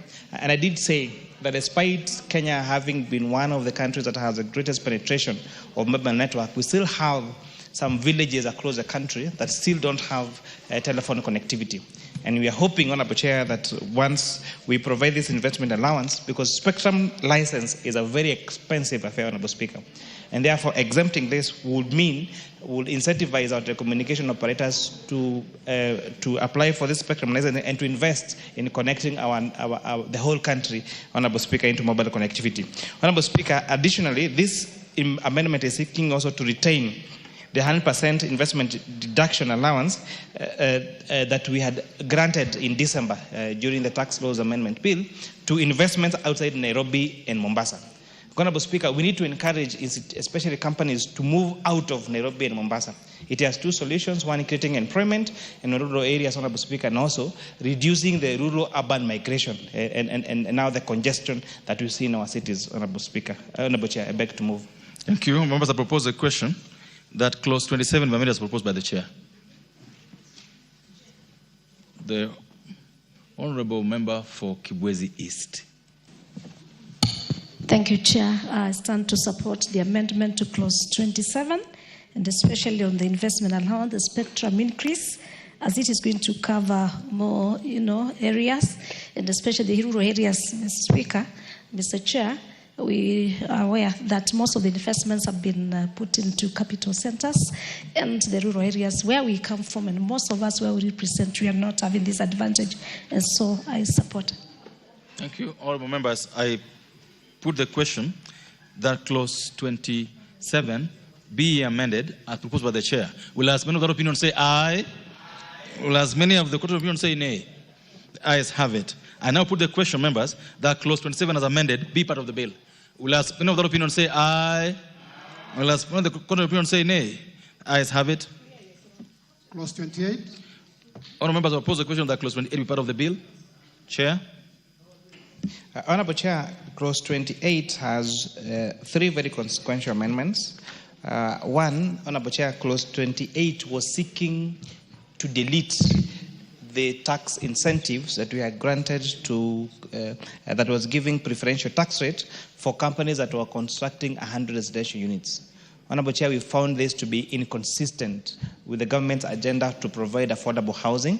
And we're saying, despite now the government providing this particular affordable housing to Kenya, it's also important to incentivize private sector to do the same. And therefore, we are proposing a deletion of that particular proposal so that we can continue to advance this preferential tax treatment for institutions that are building affordable housing for at least 100 units. This also is seeking now to again reinstate the tax incentives we had provided for local assembling of motor vehicles. Honorable Chair, I look forward to a time when you and I can drive locally made vehicles in this particular country. And it has been made possible before. But again, retrieving the incentive that we done to this sector would again disadvantage that particular space, Honorable Speaker. Thirdly, Honorable Speaker, the further is intending to reduce the tax to 5% of withdrawals made by punters, Honorable Speaker. But most importantly, on digital asset tax. Honorable Chair, when you make an investment or a transfer on digital assets, if you're using, say, a Bitcoin to pay for a particular service, the current law was providing that you would pay tax on the transaction amount. It is the equivalent of being taxed for depositing money in your bank. But now we are changing this from not based on the transaction amount, but by the fees the service provider are going to charge you when, Honorable Chair, you trade using digital assets. And again, this is very important because, as I read yesterday, next week we'll be tabling a report and moving amendments to the digital assets regulatory bill, Honorable Speaker. Honorable Chair, I beg to move. Thank you. All members, I propose the question that clause 28 be amended as proposed by the Chair. Member for Kitui Central. Yeah, thank you so much, Mr. Chairman. Honorable Chairperson, I do support these incentives, but I want to make the following observations. If you look at our motor assembly companies in this country, and you look at the construction sector, there's a lot of monopolistic tendencies. And that means we might be benefiting very few companies at the expense of Kenyans not benefit from that tax. So I would wish that even as we move forward, it would be important that we open these sectors for competition. We need more firms to come on board so that when we provide these tax incentives, then we benefit many more Kenyans. I submit, Honorable Chairman. Thank you. All members, I put the question that clause 28 be amended as proposed by the Chair. Will ask many of the opinion say aye? Will ask many of the contrary opinion say nay? The ayes have it. And I put the question, members, that clause 28 as amended be part of the bill. Will ask many of the opinion say aye? Will ask many of the contrary opinion say nay? The ayes have it. All members, that clause had an amendment by the majority leader, but because you've carried the amendment by the Finance Committee, that amendment by the majority leader falls. Clause 29. All members, I propose the question that clause 29 be part of the bill. Chair. Honorable Chair, I beg to move that clause 29 be amended as per the order paper. Honorable Chair, this is just a cleanup. In fact, the impact of this amendment is just to have a comma immediately after the word individual, so that the law now will read in paragraph 6 to H5, by saying the words an individual, then comma, immediately after the word where. So it's mainly a cleanup, Honorable Chair. Thank you, members. I propose a question that clause 29 be amended as proposed by the Chair. Member for Kibwezi East. Thank you, Chair. I rise also to support the cleanup. Chair, in law interpretation, a comma means a lot. Correct. It means a lot, so it can change the whole meaning, and so I support the cleanup. Thank you. Members, I put the question that clause 29 be amended as proposed by the Chair. Will ask many of the opinion say aye? Will ask many of the opinion say nay? Ayes have it. But I now put the question that clause 29 be clause 29 as amended be part of the bill. Will ask many of the opinion say aye? Will ask many of the opinion say nay? Ayes have it. New clause 5A. But we got two new clauses. So the new clause 5A, member, you moving new clause 5A for the second reading. Honorable Chair, I beg to move that new clause 5A be now read a second time. Honorable Chair, this amendment is deleting the proposal is to repeal section 12D of the Income Tax Act. As you may recall, Honorable Chair, I think the Finance Act of 2023, we did pass a law providing for minimum tax. Honorable Chair, however, the courts have since declared minimum tax unconstitutional, and therefore this amendment is now seeking to delete that particular provision because the courts have since declared it to be unconstitutional. Thank you. Well, members, I propose a question that the new clause 5A be now read a second time.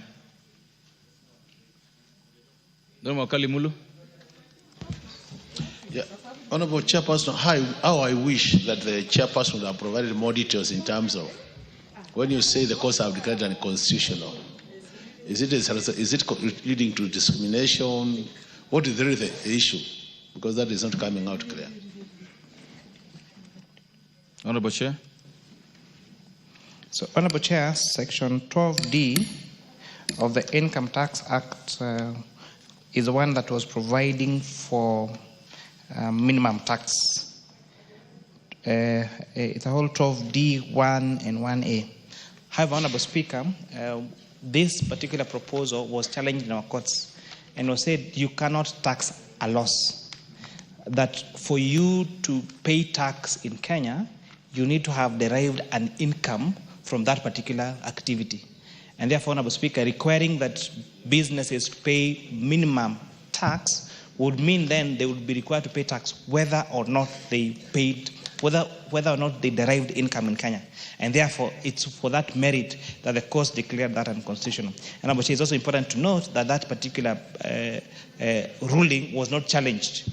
And therefore, continuing to have this Section 12D in our books, is senseless. And therefore, now the move to now repeal Section 12D of the Income Tax Act. Makes a lot of sense, honourable members. I therefore put the question that the new clause 5A be now read a second time. We'll ask many of that opinion say aye. We'll ask many other opinion say nay. The ayes have it. Honourable members, I now propose the question that the new clause 5A be part of the bill.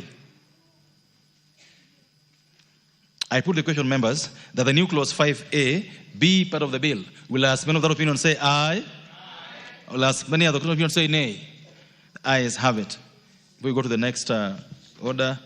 All members, I wish to recognize in the presence of the speakers, in the speakers gallery, the presence of students from St. Joseph Girls, Kipsaina, KU South Constituency, Elgeyo Marakwet County. They are welcome to Parliament to follow our proceedings this afternoon and to the Houses of Parliament. Thank you. Next order. New clause 6A. All members, I propose the question. No, I wish to call the mover to move the new clause 6A for second reading. So, Honourable Chair, I beg to move that new clause 6A be now read a second time. As you may recall, Honourable Chair, we did move an amendment on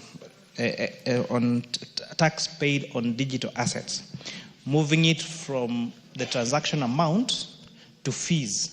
And therefore, this is a subsectional amendment that now is seeking now to introduce a new clause so that digital asset tax is now based on the fees charged on virtual asset providers and not on the transaction amount.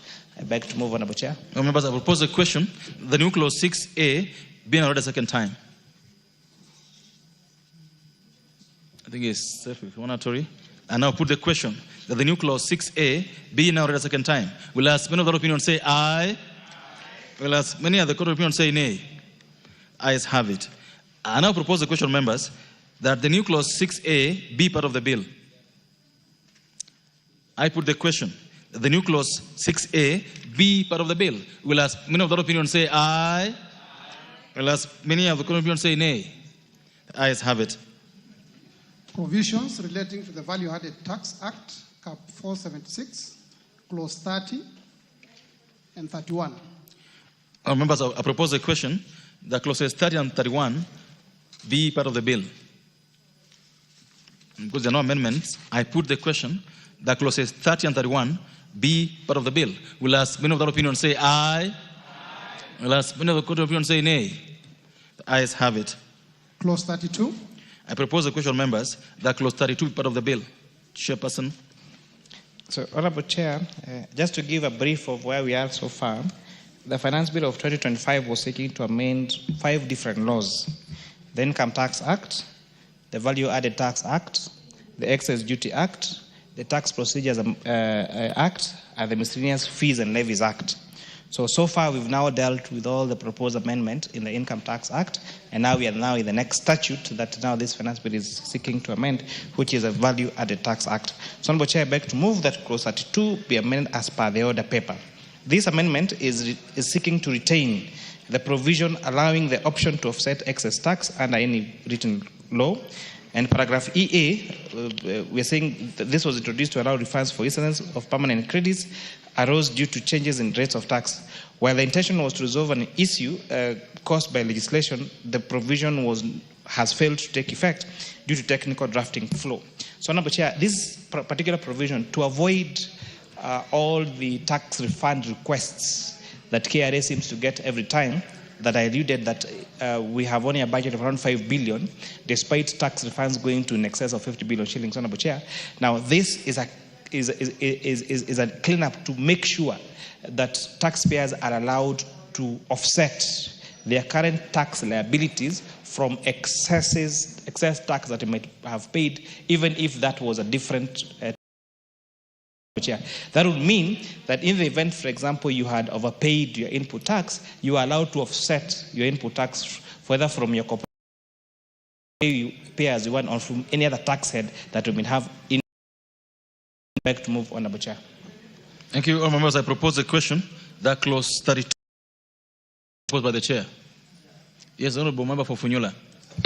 I sincerely thank and I want to strongly support this amendment as moved by the chair of the committee. All taxes are paid to KRA. It is received, whether it's different accounts or what, it all belongs to KRA. So it should be simple entry, exit, then the bottom line.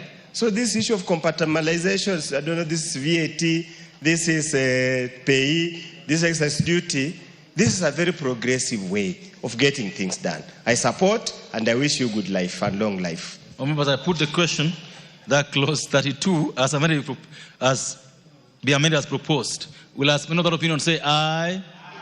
And as many other opinions say nay? The ayes have it. But I now put the question that clause 32 as amended be part of the bill. Will as many other opinions say aye? And as many other opinions say nay? The ayes have it. Clauses 33, 34, and 35. Honourable members, I propose a question that clauses 33, 34, and 35 be part of the bill. And there be no amendment to those clauses. I put the question that clauses 33, 34, and 35 be part of the bill. Will as many of the opinions say aye? Will as many of the opinions say nay? The ayes have it. Clause 36. Members, I propose a question that clause 36 is part of the bill. And that clause 36 has 3 proposed amendments. One by the Finance Committee, another by a little majority, and one by the Honourable Wangui. So if we carry the chairperson's amendments, then the other ones will fall accordingly. The amendments have been moved first before you talk to it. You have to move the amendment, Chair. Honourable Chair, I beg to move that clause 36 be amended as per the order paper. Honourable Chair, in as much as we want to clean the first and second schedule of the VAT Act, we need to be sensitive to matters that are of great concerns to Kenyans. And although this zero rate and exempt status has been largely abused by some of these enterprises, Honourable Speaker, Honourable Chair, there's some commodities that are so essential that we cannot, that we should not move them from zero rate, Honourable Chair, to exempt or standard rate as proposed in this particular bill, Honourable Speaker. And we singled out a few of them. One of them being transportation of sugarcane. Because, Honourable Chair, why sugarcane stands out is because sugarcane is such a bulk item, such a heavy item, that one of the largest costs in value addition of sugarcane is actually the transportation cost of those particular sugarcane, Honourable Speaker. Secondly, is zero rating status of electric motorcycles, electric bicycles, Honourable Speaker. As you've noticed, nowadays, if you move around Nairobi, most of the boda guys and most of the taxi hailing services that do deliveries are both electric motorcycles and electric bicycles. And Chair, we noticed something very unique, especially the inclusion of electric bicycles, Honourable Chair, in our country has actually made even, especially ladies, now do that taxi hailing services even more. Honorable Chair, as you move around Nairobi, you'll see there are these motorcycles that have their lights on and they have something round near the steering wheel. So that's how you know. Okay, that's one of the ways you know an electric motorcycle. And this has been made because this House made a deliberate decision in the Finance Act of 2023 to provide zoning status for local assembly of electric motorcycles, electric bicycles, and electric bus, Honorable Speaker. And we must therefore be consistent in our tax regime. We cannot, December, say, you're granting this exemption to you, come invest in our country, build electric motorcycles, build electric bicycles, build electric buses, Honorable Speaker, only for us to take away that particular incentive 6 months later. We must be consistent so that we allow investment in our country, Honorable Speaker. Secondly, this particular amendment is also seeking to clarify the following items as exempt: mosquito repellent inputs and machinery, Honorable Speaker, Honorable Chair. We still have a big challenge with mosquito menace in our country, Honorable Chair. And I know from the region you come from, you know, the issue of malaria infections, the issue of mosquitoes is such a great issue. And therefore, we are hoping that granting this exemption to manufacture of this equipment that will be used to fight mosquito, Honorable Speaker, will go a long way to not just creating employment in Kenya, not just bringing investment in our country, but also in our fight against malaria. I beg to move, Honorable Chair. Well, members, I propose the question that clause 36 be amended as proposed by the chair. The first bite on this would be the Honorable Wangwe. Thank you, Honorable Speaker. Honorable Speaker, allow me to thank the Chair of Finance that he has really considered the issue of sugarcane transportation. And Honorable Speaker, looking at the component of fuel, by the time you get the costing of fuel into the commodity under manufacturing, already, Honorable Speaker, you've taxed the fuel. You already loaded onto it the tax component. Therefore, Honorable Speaker, by you again taxing it at the consumption level, meaning the production level, it would amount to double taxation, Honorable Speaker. Therefore, I'm happy that the Chair has listened to it, and we want to agree with him, and I support. Honorable Maungu.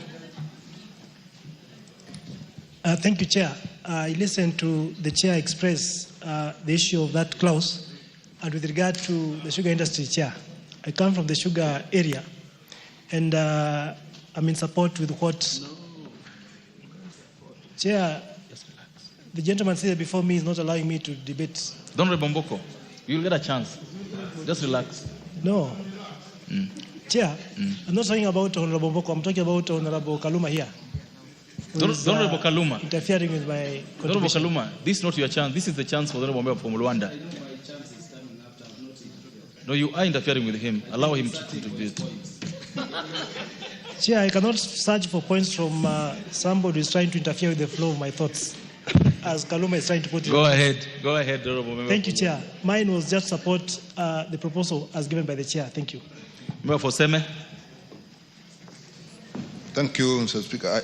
Chair, I actually support. It's actually ridiculous. I don't know what was happening to us. How can you put tax on transportation while this person has used fuel? The fuel itself has been taxed. Maybe I didn't notice. I admit I was sleeping that time. So I support. And the issue of mosquitoes, anything that will actually help reduce the cost of healthcare is actually something which should be exempt. So I support these amendments. Member for Muhaya. Yes, okay. Have the mic here. Yes. Somewhat.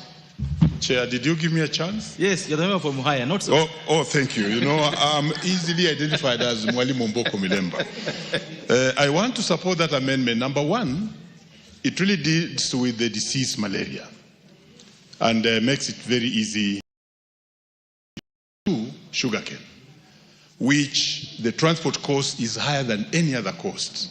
But more fundamentally, of the electric motorcycles and bikes, because that's the way, and it will reduce our usage of our foreign exchange to importation of oil. Thank you. Member for Homabay Town. Member for Homabay Town.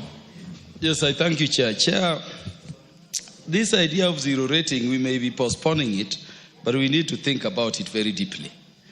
Because we are zero rating very many products, but you have no evidence that by zero rating, the benefit goes to the local person or the consumer. Look, for instance, this thing we are calling transportation cost for sugarcane. Number one, how do you prove that these products are being used on tractors? Any vehicle can be fueled.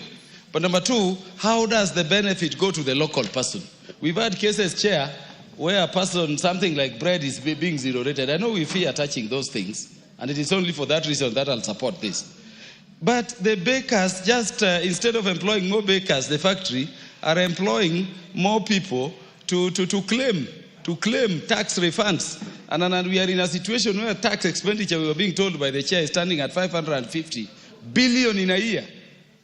So we collect 2.4 trillion, but 550 is going into expenditure, partly into refund, partly towards refunds, not because people are paid excess, but because people have a leeway in law to claim. Thank you. Yet they are not giving any benefit. So we may allow this for now, but we will need to review this once we explain to the public the nonsense that we are engaging the country in, because we don't have this money to give KRA to pay. Thank you.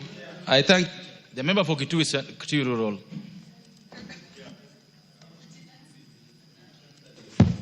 Chair, let me also support this amendment. Chair, the tax expenditure in this country, as it has been indicated, is 550. Of this, 60% is on VAT alone.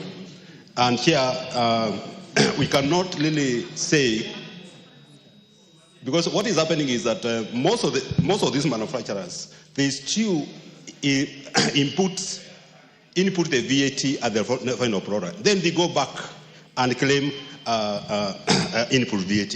Chair, as we stand now, KRA is not able to do the refunds. So I support. Member, the chairperson of BS Budget Committee. Chair, I also want to join my colleagues in saying that until we become bold enough as a country or as parliament to be able to interfere with some of these zero-rated products, then I think we are not going to make good progress. Honourable Speaker, one of the strategies that we have proposed as Budget Committee towards realizing our revenue targets is to cancel all the zero-rated items from the books. Honourable Speaker, as Kaluma has pointed out, some of these zero-rated items, we cannot even know how the public is benefiting from them.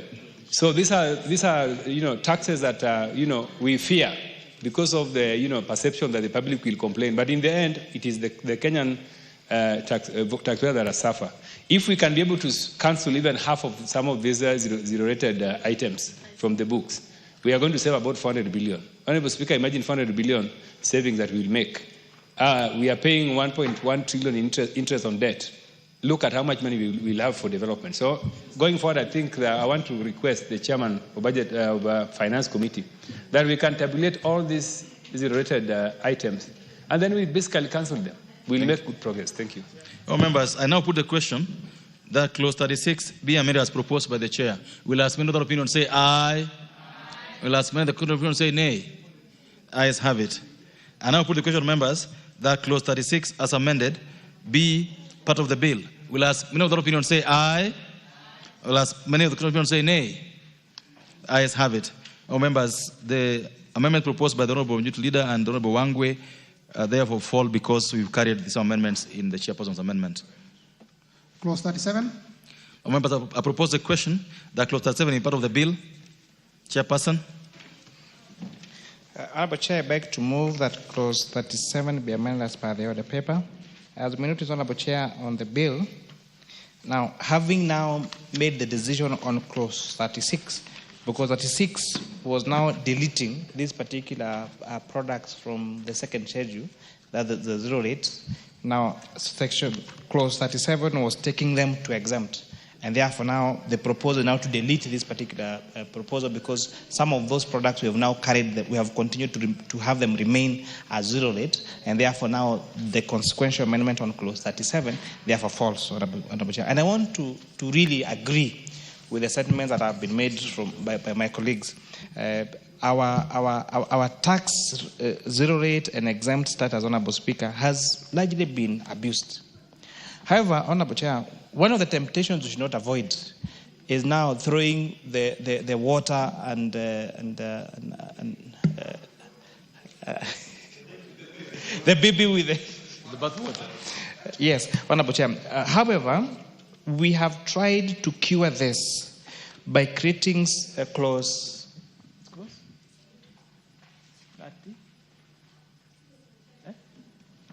35. We have tried to cure this by introducing a clause 35. 36A, you mean? And if I call you clause 35, that we are amending the VAT Act by inserting the following new paragraph, where a person imports or purchases goods or services which are exempt or zero rated, and the person subsequent disposes of or uses the goods or services supplied in a manner inconsistent with the purpose for which the goods or services were exempted or zero rated, the person shall be liable to pay tax on the goods or services at the applicable rate at the time of disposal or inconsistent use. So we are trying to tighten, even as we wait to clean up the first and second schedule of the VAT Act, to now try to require, Honorable Chair, that where someone uses the goods, as Honorable Kaluma explained on the transportation of sugarcane, in a way that is inconsistent with the reason why that particular good was exempt or zero rate, then they will be required now to pay the equivalent of that tax on a China. Hoping that KRA will use this administrative and legislative framework to try to cure the mischief around this zero rate and exempt status on a chair. Members, I propose a question that clause 37 be amended as proposed by the chair. Honorable Wundo. Chair, let me also join my colleagues in joining this debate between zero rating and exempt. As for now, Chair, the purported proposal by Treasury to move from zero rating to exempt would have automatically resulted in some minimal price increases, which at this particular point in the moment would have been a very bad decision in view of the prevailing economic circumstances. Again, when you meet many of the traders and the business people, they want some element of consistency and predictability.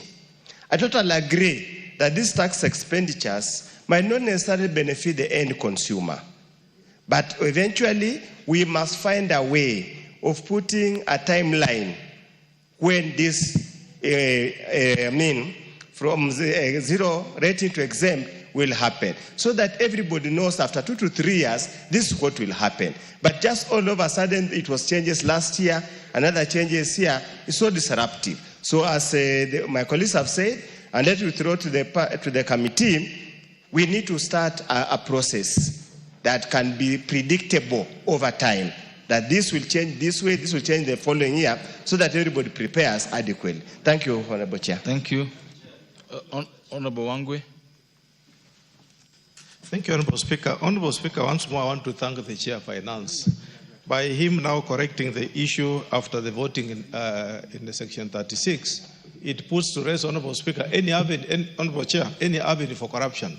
What is likely to happen, Honorable Chair, is that the tax agents will take advantage that this is not aligned with the initial provision in Section 36. Now to even now go and find out more in terms of pushing the traders to give them more money for nothing. Therefore, Honorable Speaker, the cleanup is important, is timely, and I would want to say thank you, and I support this amendment.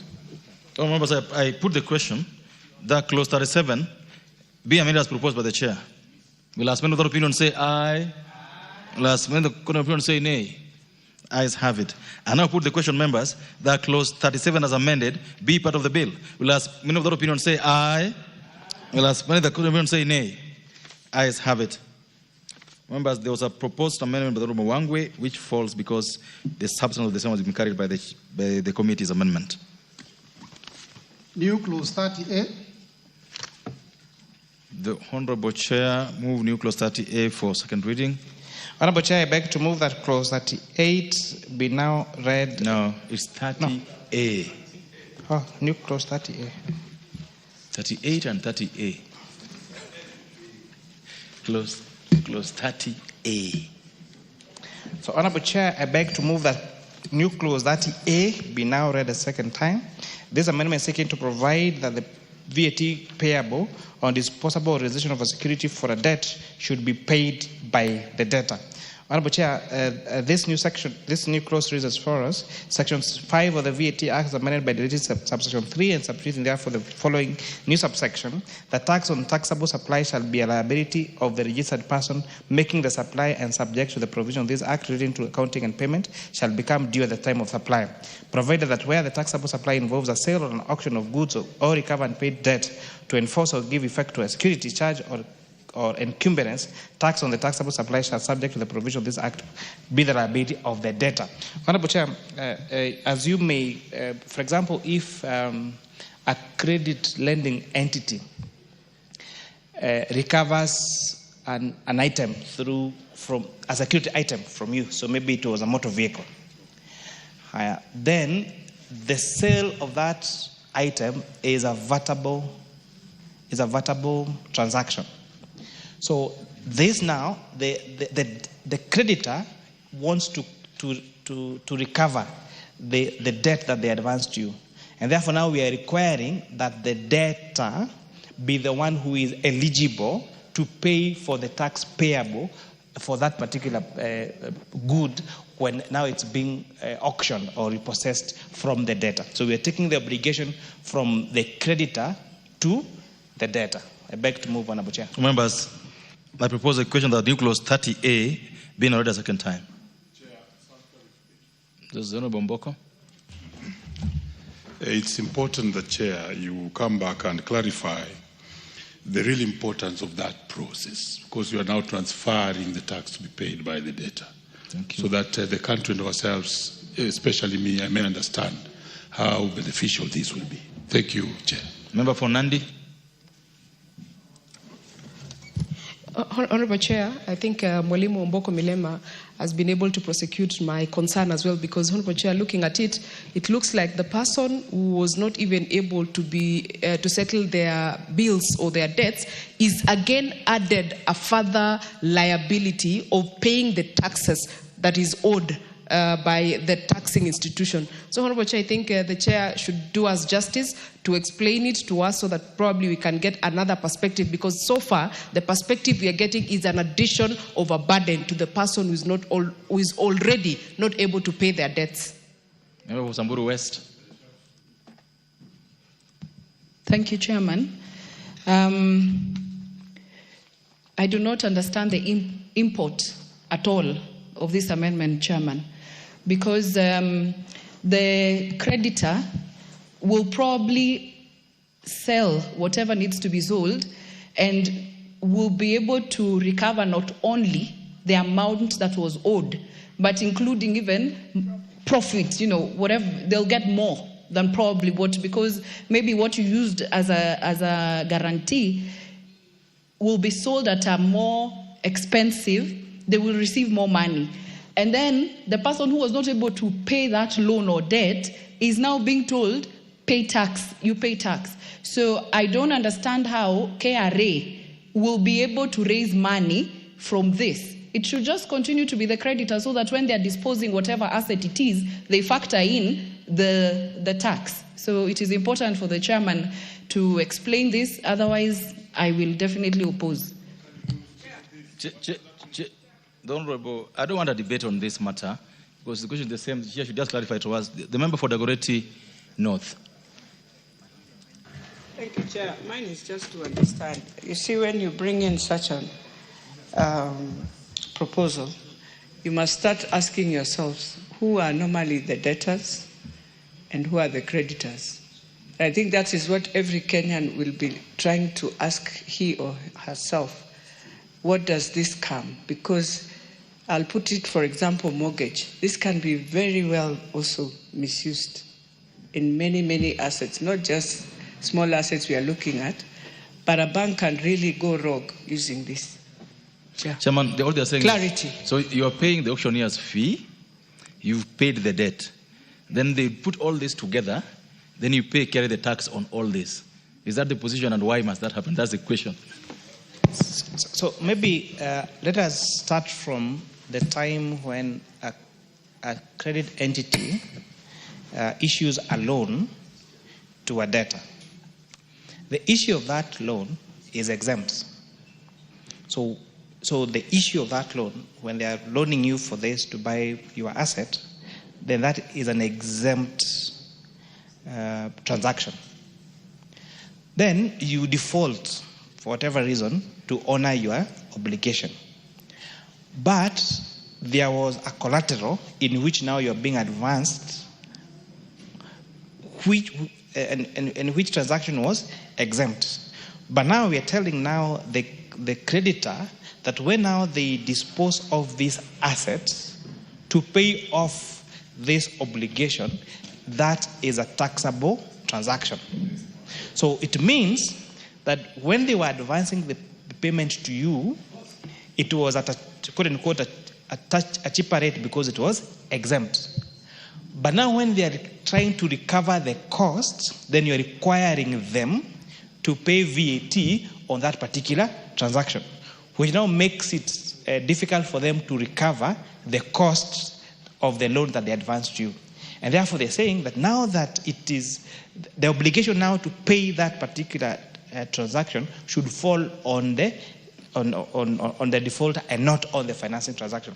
But in terms of whether that can be abused, Honorable Chair, there is very good safeguards on principles of credit lending, where the interest should not be more than the principal amount that was loaned to an entity.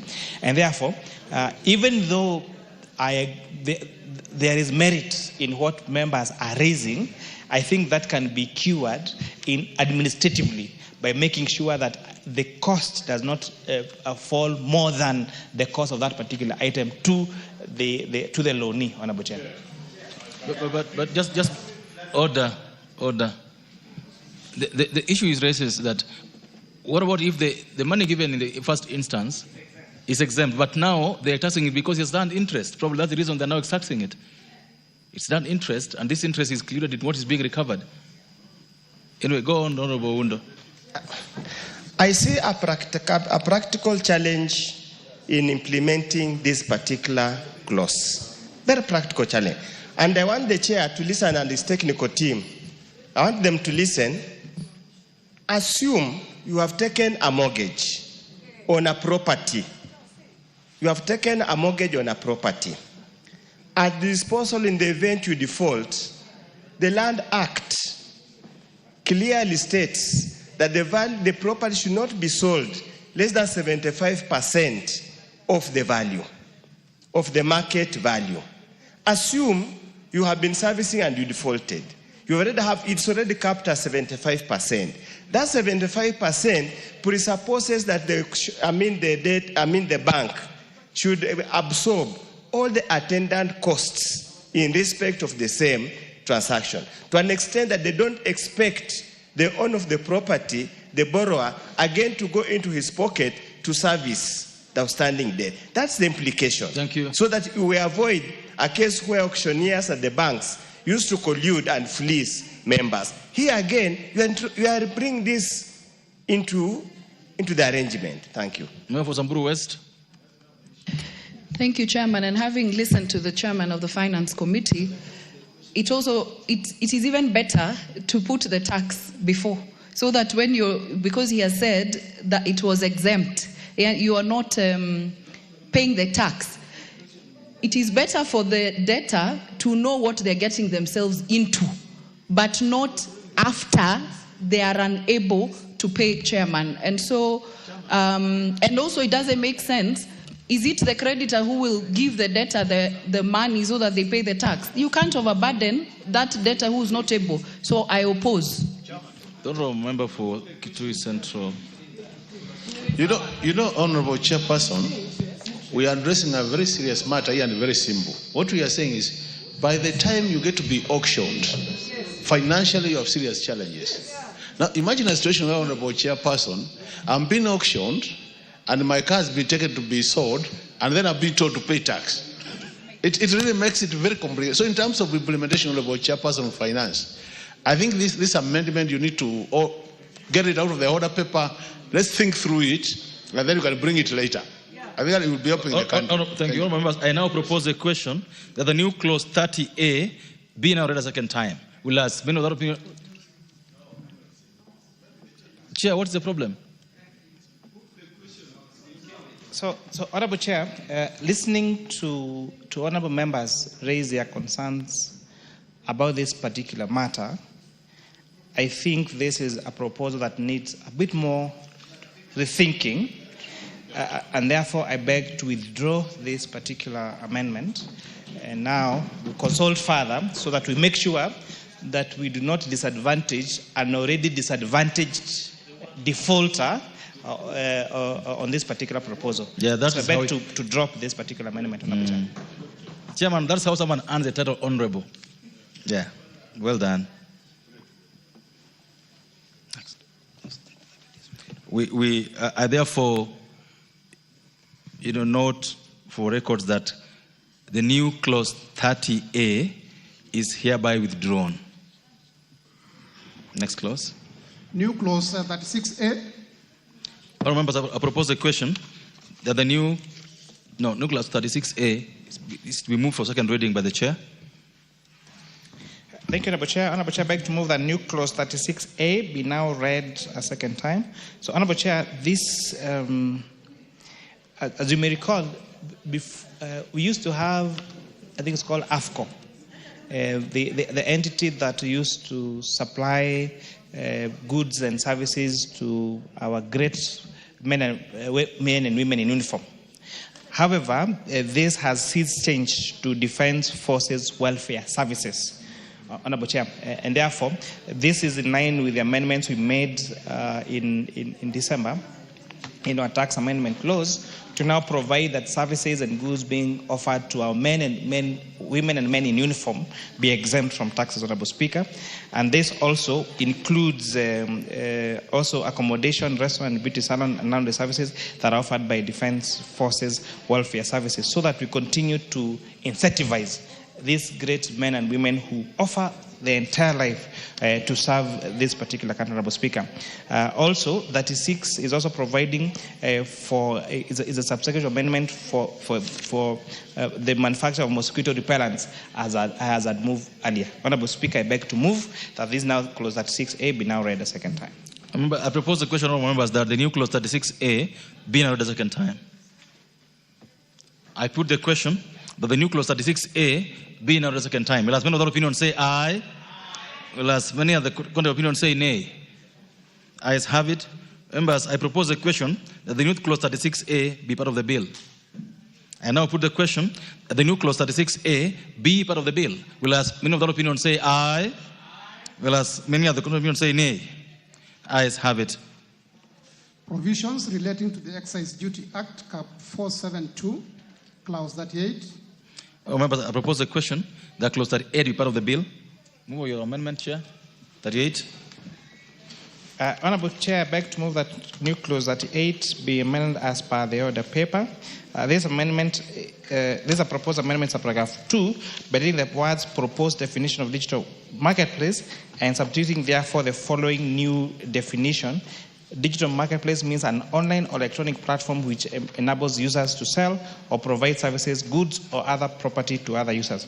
Honorable Chair, this is providing clarity to the definition of digital marketplace. Thank you. All members, I propose a question that clause 38 be amended as proposed by the Chair.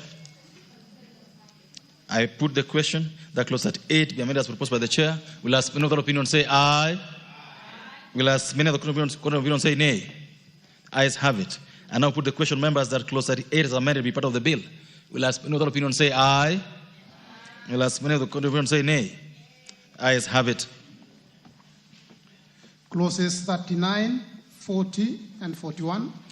Honourable members, I propose a question that clauses 39, 40, and 41 be part of the bill. And because there are no amendments to those clauses, I put the question that clauses 39, 40, and 41 be part of the bill. Will as many other opinions say aye? Will as many other opinions say nay? Ayes have it. Clause 42. Remember, I propose a question that clause 42 be part of the bill. Chair, you are amending clause 42.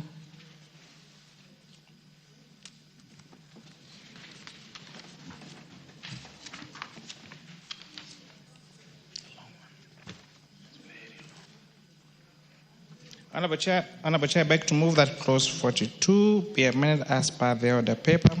Honorable Chair, this is providing clarity on particular clauses. One of them is differentiating between imported table eggs and imported eggs that are used for a chicken, for hatching our chicken. Honorable Chair, this also relates to, is also providing different rates, including imported cartons and boxes and paper and imported glass bottles and float gas, Honorable Speaker. So this particular clause is providing for different rates for all these particular products, Honorable Speaker.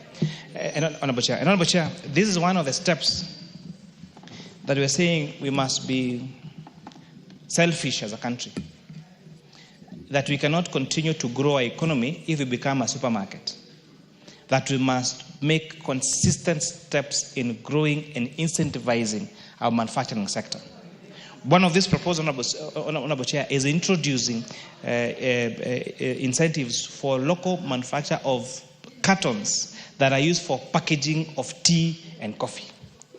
As I explained, Honorable Chair, one of the greatest challenges we've been having with the price of our tea and coffee is because we have not built capacity or incentivized our sectors enough to manufacture the packaging materials that are used to package our tea and our coffee. And therefore, we end up exporting our tea and coffee at a very cheap rate, Honorable Chair, in gunias, only for them to end up in our neighboring countries, in Sri Lanka and Dubai, become packaged and come back at almost 1,000 times more than the cost of these particular items. Therefore, we give a very low yield to our farmers, Honorable Speaker, and you have just few people who are just importing our raw materials and bringing them back at exorbitant prices, making all the profit. I beg to move, Honorable Chair. All members, I propose the question. That clause 42 amendments proposed by the Chair. Honorable Member for Samburu West. Thank you, Chairman. I do support. Value addition is very important for us as a country, as it will increase the yields, as it has been said, and so I support. Members, I put the question, therefore, that clause 42 amendments proposed by the Chair. Will ask many other opinion say aye? Will ask many of the contrary opinion say nay? Ayes have it. And I put the question, members, that clause 42 was amended to be part of the bill. Will ask many other opinion say aye? Will ask many of the contrary opinion say nay? Ayes have it. New clause 40A.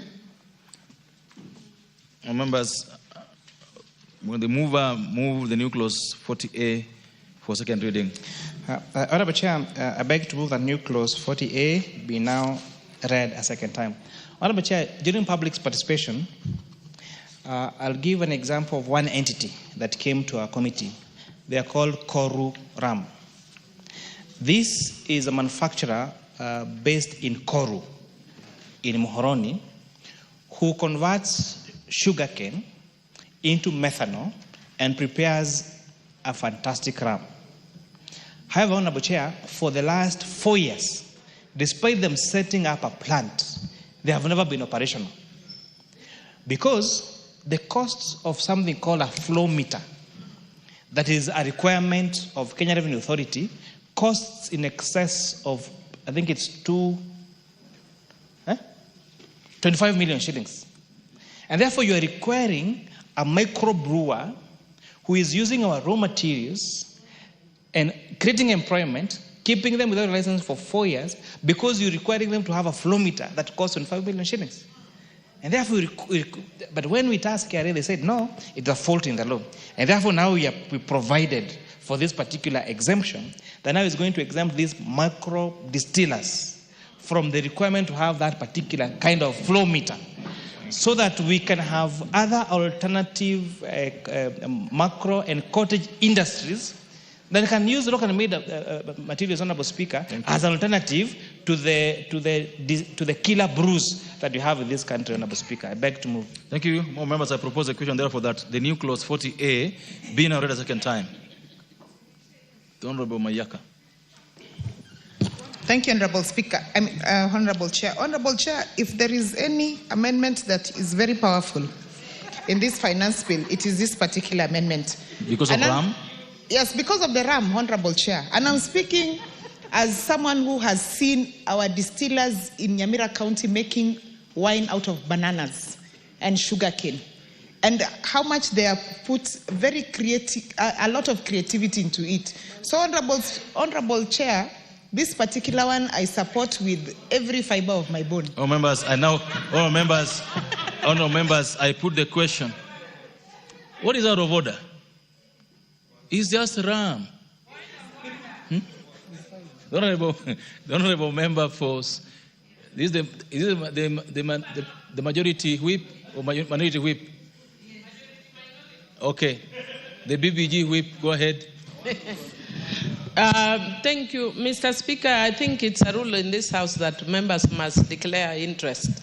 Can Honorable Mayaka declare personal interest on this issue? On this amendment, which she says is the most important in the finance bill, can she declare interest? She did already.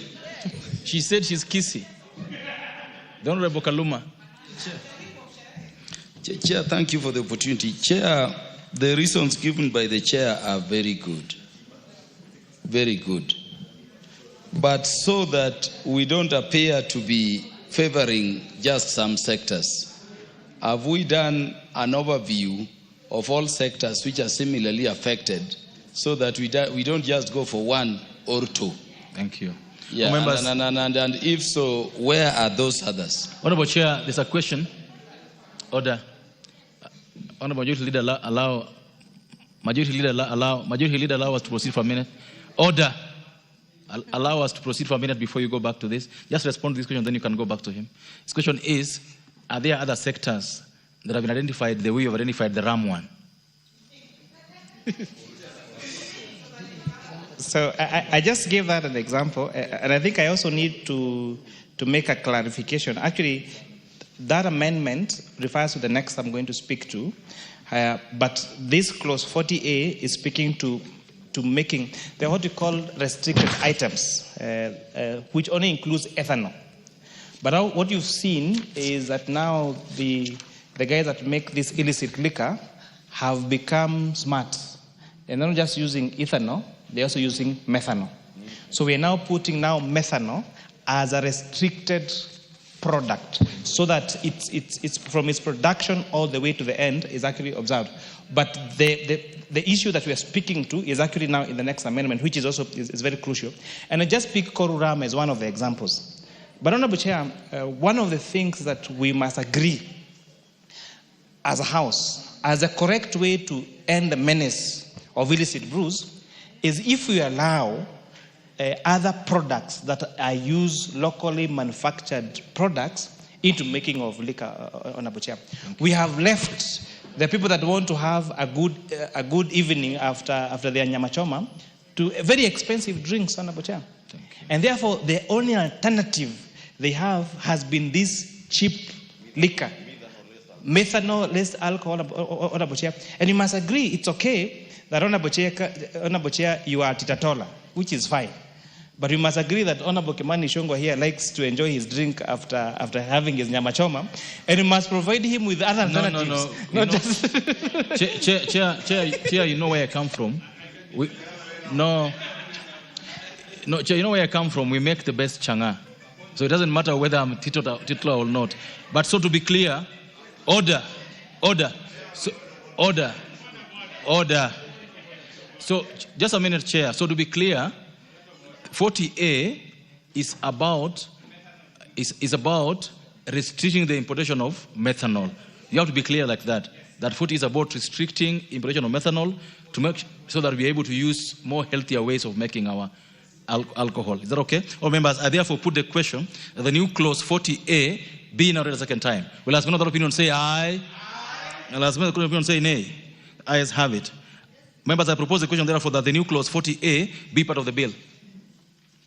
And now put the question that the new clause 40A be part of the bill. Will ask another opinion say aye? I'll ask another opinion say nay. Ayes have it. New clause 41A. Honorable Chair, move order. New 41A for So, Honorable Chair, I beg to move that new clause 41A be now read a second time, and just that we carry the members along. New clause 41 read this as follows: that Section 25 of the Excess Duty Act is amended by inserting the following new subsections immediately after subsection 2. Notwithstanding subsection 1A, a licensed micro distiller shall be exempt from the requirement for automation, continuous piping, and use of mass flow meters. And 2B, that the production of volume of such a licensed microdistiller shall be ascertained and monitored through the use of excise stamps or such other mechanism as the Commissioner may prescribe by notice in the Gazette. So, Honorable Chair, this is now the matter that we are debating earlier. You explained it very well. That now we are requiring that these micro distillers are not required to have a flow meter that costs in excess of 25 million shillings, so that we are able to have an alternative, Honorable Speaker, and end the menace of illicit brews in our country, Honorable Chair. Thank you. I beg to move. I propose a question, therefore, that the new clause 41A be now read a second time. The Majority Leader? Chair, let me say I support that amendment, but cautiously. And the caution is this, Honorable Speaker. Any distiller, whether you call him a small or micro or a big distiller, 25 million shillings for a distillery is not too much to ask.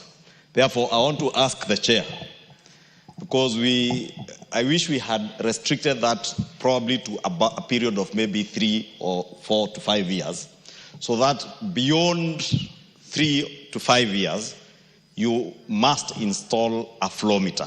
Because the danger is this, Honorable Speaker, Honorable Chair. And I know the Honorable Kimani Kuri had mixed up his earlier statement when he called you a teetotaler, and I am the teetotaler. And he knows, being an elder in my church, You're also mixing up anything close to alcohol. You're also mixing issues. I don't take alcohol also. We are both teetotalers. So say both of us. Or he mixed up. He wanted to say the chair and the Kimani Ichung'wah are teetotalers, while the chair of finance enjoys his drink.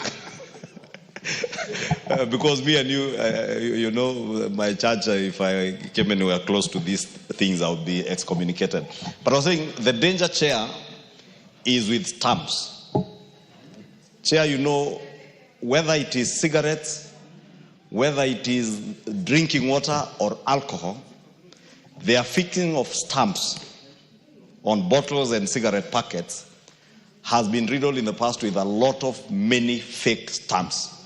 Many done from China. They are sold in the streets, back streets in downtown Nairobi.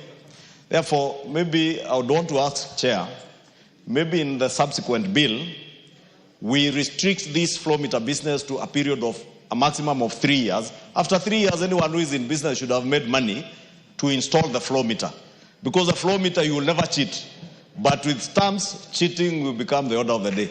So I will support for now, but probably ask the chair, maybe in the next year, to ensure that we restrict that particular provision to be time-bound, maybe to a period of 3 to 5 years. Any business that has operated for 3 to 5 years in the distillery world should be able to make money.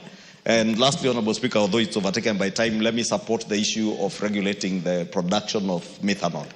Because if there is anything that has killed people in this country, especially young people, is consumption of illicit alcohol.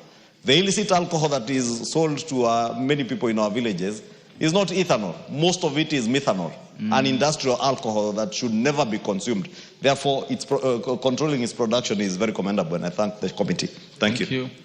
The member for Githunguri. Chair, thank you very much. I rise to give my reservations to the proposal that is made by the chair regarding flow meters. In as much as I support any effort to regulate illicit alcohol manufacturing in this country, and in as much as we come up with such recommendations like introducing flow meters, we need to be careful. Because we don't know, some of us don't know, and would want to understand from the chair, these flow meters, how much are they? Is this a heavy investment that will make small businesses not able to afford these flow meters? He said it's 25 million. It is 25 million. So it means that once we introduce these flow meters, in as much as we want to discourage the illicit alcohol manufacture in this country, we might force some people out of business. which are legal business. They have been making the right quantity, the right quality of alcohol. 25 million is a hell lot of investment. So how are we going to make sure that we don't force people out of this business? Thank you. Number two, Mr. Speaker, Mr. Chairman, I am worried that in this proposal where the chairman is talking about the commissioner, we are giving commissioner of taxes a lot of powers. And these powers, if they are not checked, they are going to be misused. Member Poseme. No, this is the last person on this. Please allow me to remove. As I support these amendments, an issue is coming here, which seems to be an issue of regulation.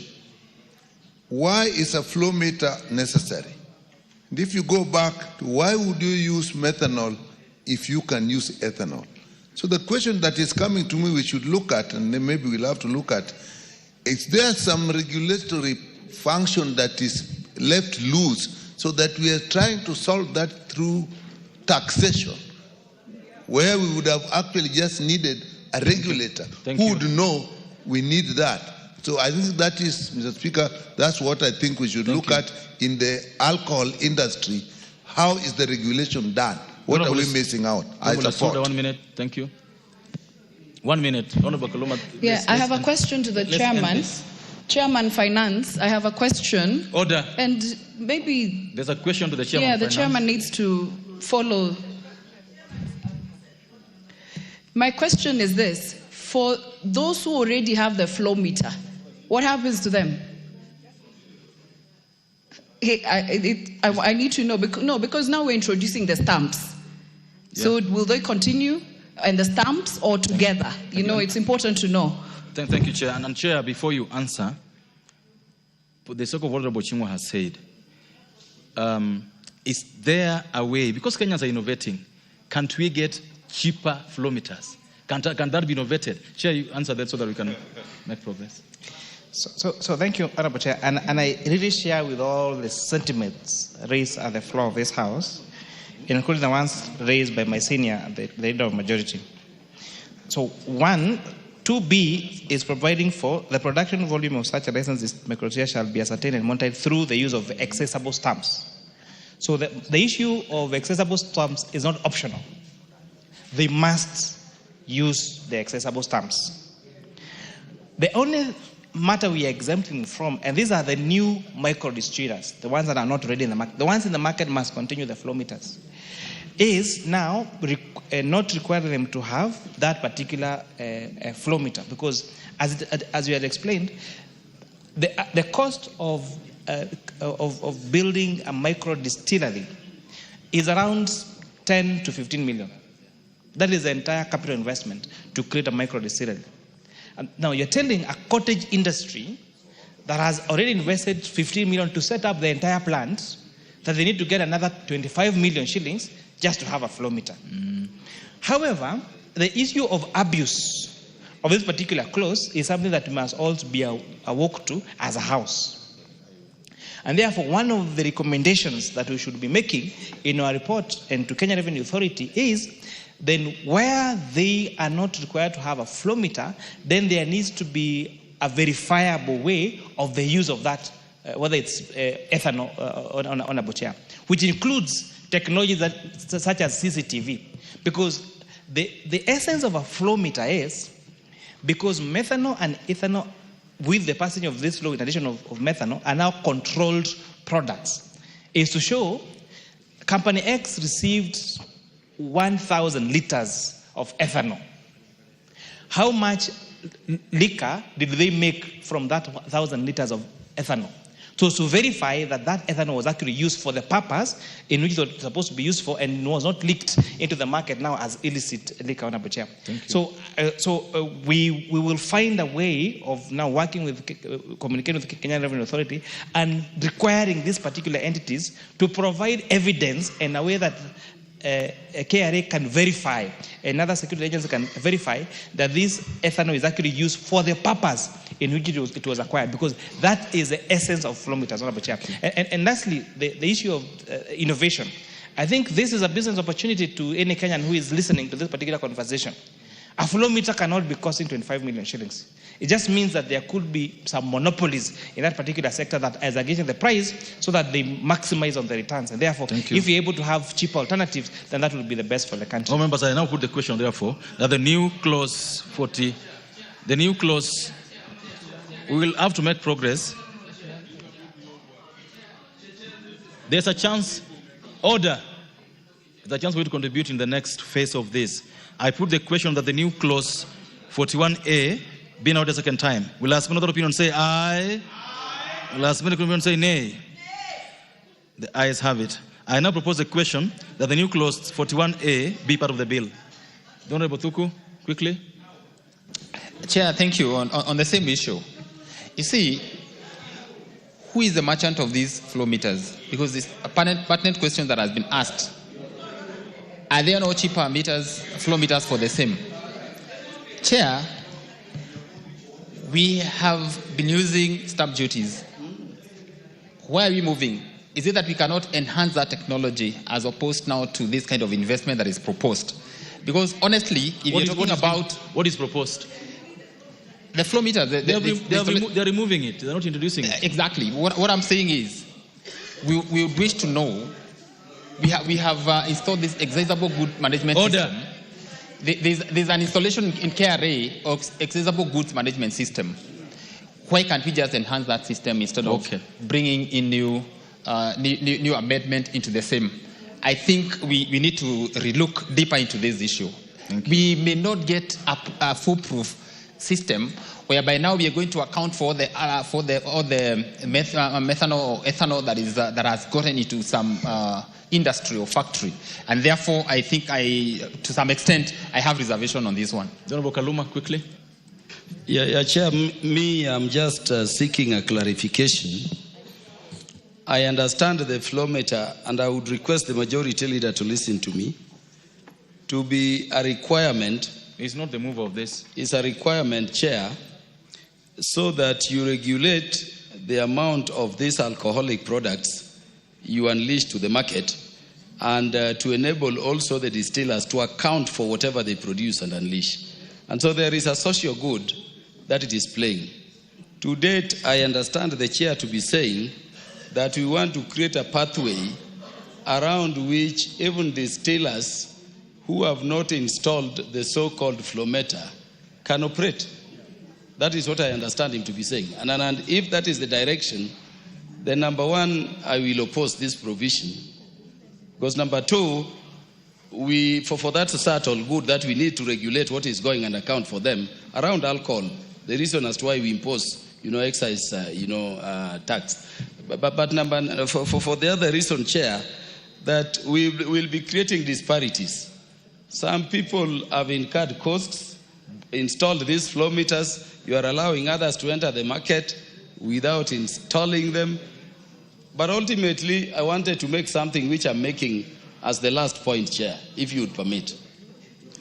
Chair, when you come with a finance bill, there is the amount of money you target to raise. So unless we are explaining the amount of money we are costing the government in terms of revenue loss, we should not accept amendments. All members, I put the question, therefore, that the new clause 41A be part of the bill. Will ask another opinion say aye? Will ask another opinion say nay? The ayes have it. New clauses 42A, 42B, and 42C. Honorable members. Honorable Chair, move these three clauses for second reading. Honorable Chair, I beg to move that new clause 42A, 42B, and 42C be now read a second time. So, Honorable Chair, 42A and 41 and 42. So, 42A is seeking to impose a 5% excess duty on amounts deposited in a customer's wallet. And this amendment is seeking to impose excess on fees charged on transaction by virtual asset providers. So, two things. When you're placing a bet, the current acquisition regime is, say you have money on your mobile wallet, whether it's M-Pesa or Airtel Money. And then you transfer that money to the wallet of the betting company. So the time of charging of excise duty is when you place a bet, when that money already is placed in the wallet of the betting institution. Now we are changing that to now making this excise duty to be payable when you transfer money from your mobile wallet to the betting company wallet. So this has this impact. There are so many institutions that operate virtually, for example, in the country, and therefore we're not able to get this excess duty from them. But now it means that every time you transfer money from their mobile wallet to the wallet of the betting company, then that is a time when excess duty is paid. And secondly is, again, as a question amendment to what we provided earlier on excess duty now being paid for virtual assets on transaction fee and not the transaction amount. 42B is defining the term amount deposited in the customer's wallet, as I have explained. And 42C is again as a constitutional amendment that I had spoken to earlier about accessible services offered by Kenya Defence Forces Welfare Services. I'd like to move on, Chair. Members, I propose a question that the new clauses 42A, 42B, and 42C be now read a second time.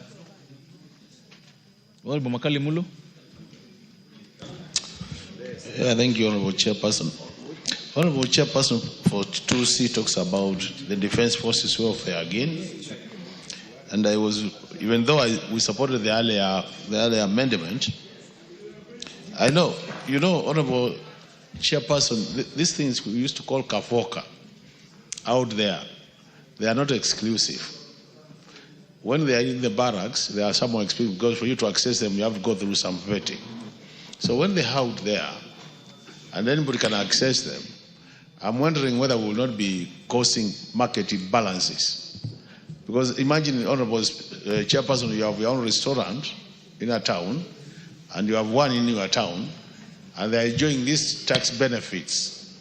It means their prices are going to be cheaper and all that. So even though we are supporting, I think we need to be a bit cautious to ensure that we don't cause market imperfections and then end up killing some business in the locality. Thank you. Well, members, I now propose the question that the new clauses 42A, 42B, and 42C be now read a second time. Will last minute of opinion say aye? Will last minute of opinion say nay? Ayes have it. I propose the question, members, that the new clauses 42A, 42B, and 42C be part of the bill. I put the question that the new clauses 42A, 42B, and 42C be part of the bill. Will last minute of opinion say aye? Will last minute of opinion say nay? Ayes have it. Provisions relating to the Tax Procedure Act, Cap 469B, clauses 43, 44, 45, and 46. Members, I propose a question that clauses 43, 44, 45, and 46 part of the bill. There being no amendments to those clauses, members, I put the question that clauses 43, 44, 45, 46 be part of the bill. Will last minute of opinion say aye? Last minute of opinion say nay? Ayes have it. Clause 47. I propose the question that clause 47 is part of the bill. Chairperson. Clause 47. 42D.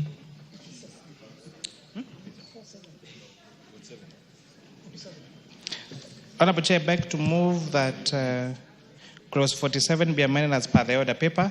This amendment is seeking to remove the restriction from appealing.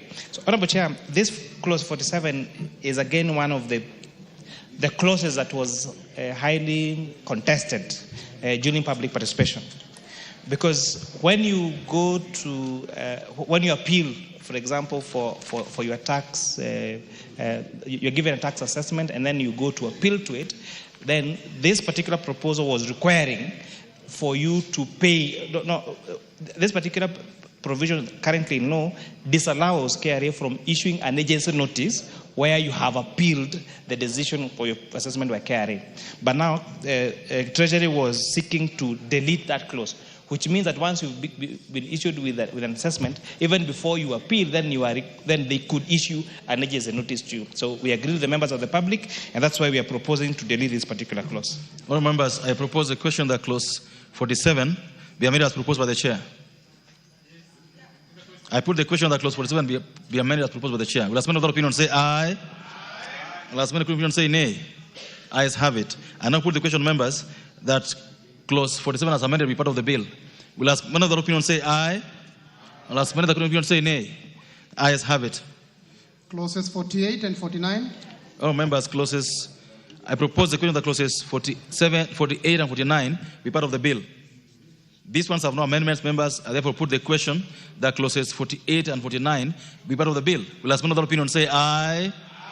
Will ask one of the opinion say nay? Ayes have it. Clause 50. Members, I propose a question that clause 50 be part of the bill. Honorable Chair, you got an amendment to clause 50. So, Honorable Chair, I beg to move that clause 50 be amended as per the order paper. This amendment is seeking to allow for offset of value-added tax payable on imports. So, Honorable Chair, this again came from public participation from especially our manufacturers that said, when they import raw materials for value addition, and those raw materials are subject to VAT, then they are not being allowed to claim that input VAT on the imports, Honorable Chair, when they are computing their output tax. And therefore, we agreed with the manufacturers so that we try to grow our manufacturing sector, and that's the import of this particular amendment, Honorable Chair. Remember, I propose a question that clause 50 be amended as proposed by the Chair. I now put the question that clause 50. Chairman, budget, what is itching you? Chairman, I want to oppose that amendment. Which one?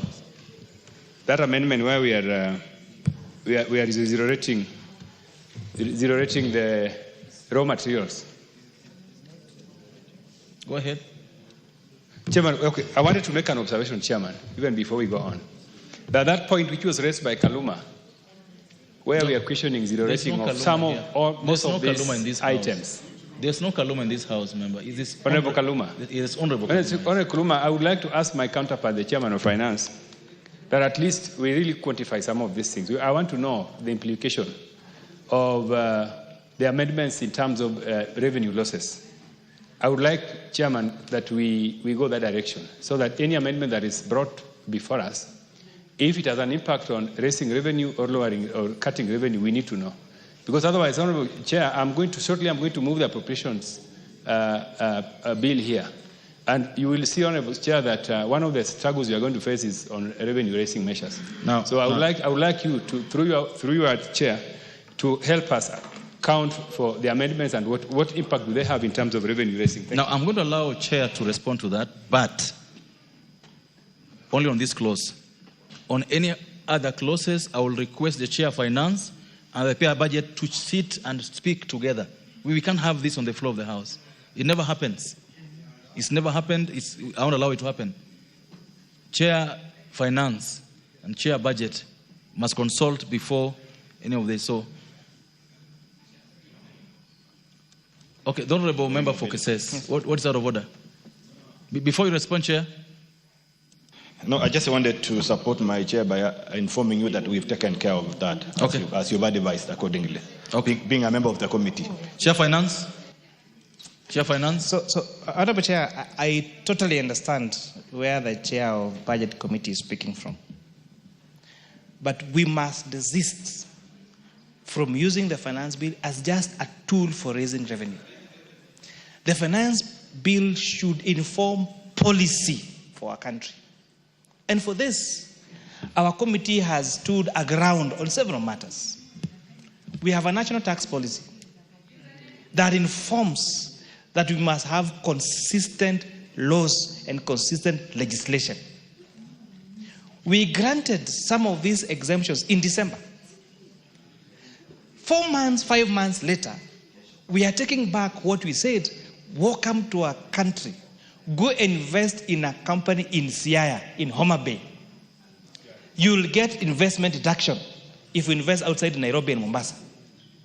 Someone took a loan of 10 billion and is setting up a factory in Homa Bay, a factory in Siaya, a factory in Nakuru. 6 months later, you're telling no. Because we're going to lose revenue here, you cannot continue to invest there. We must be consistent. There are 2 ways of collecting revenue. You can extrapolate and say, if you delete this, this is how much you lose. It is true. For example, the reintroduction of investment deduction for investment outside Nairobi and Mombasa will definitely lead to a consequential, the foregone taxes that we might have collected.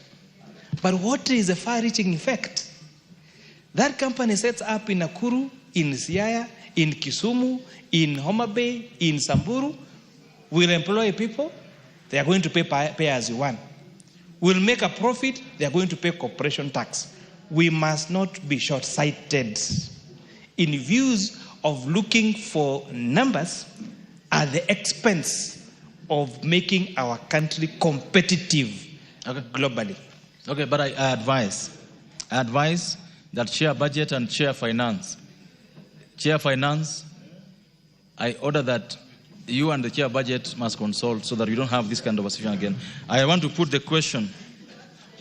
I want to put the question. But we're not doing policy. Go ahead. No, I don't want debate on these matters. The Honorable Member for Seme. Chair, what you're listening to is a very, very major policy issue. When the finance bill comes to us, it follows the budget. So the budget has been read and we know we are going to raise so much revenue. The finance bill is the mechanism for raising that revenue. And one would expect that there was an earlier consideration, and that is how we reached this finance bill, so that we'll raise that revenue. If now comes out that actually there was no consultation earlier, so that the chair of finance and the chair of the budget don't agree, then we are not sure what you are saying, that in the future, we are actually going to have a problem with our revenue. Thank you. The member for Odhaya. Thank you, Chair. Chair, Chair Finance. Chair, the same way,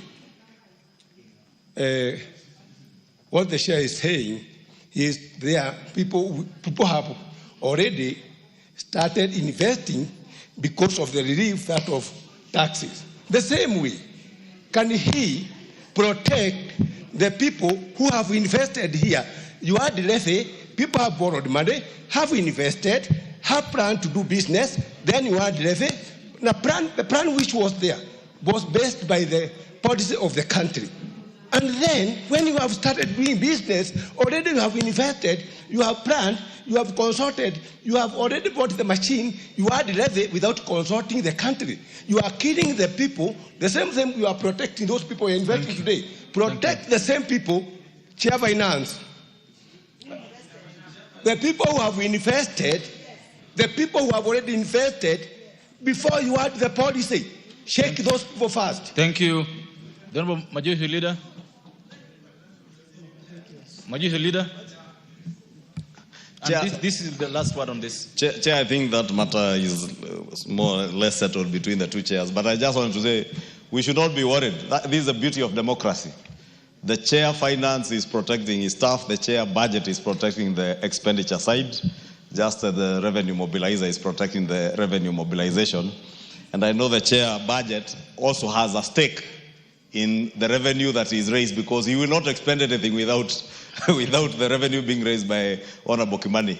However, the two of them, the two chairs, have one common person between them, which is the National Treasury, that now will balance the expenditure side and the revenue side. So we shouldn't be worried. And they serve one country. I propose the question, honorable members.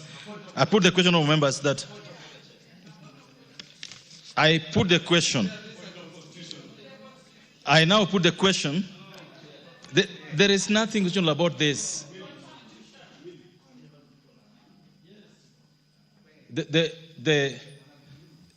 No, order. Let me listen to Honorable Kaluma. Let me listen to you. Just get your point first. But Honorable Kaluma, can you raise your point?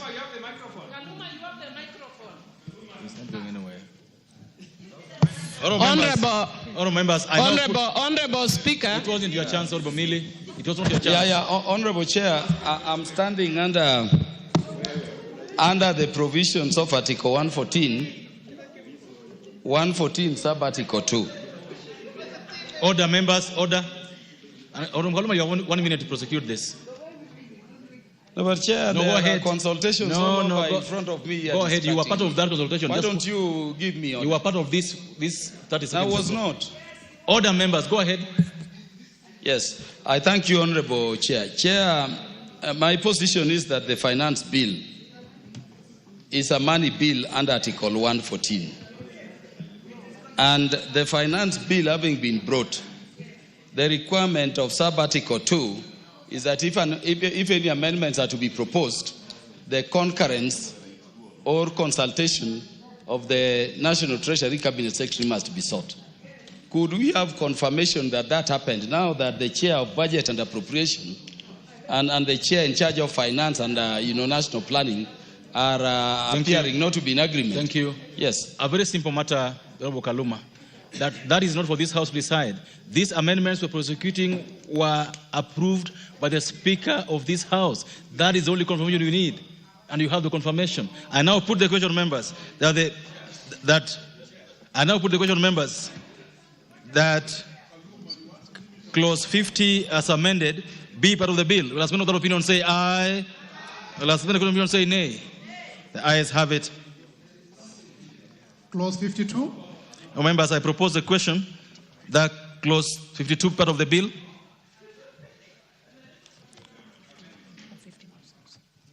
Sorry, members, just 1 minute, Honorable Chair.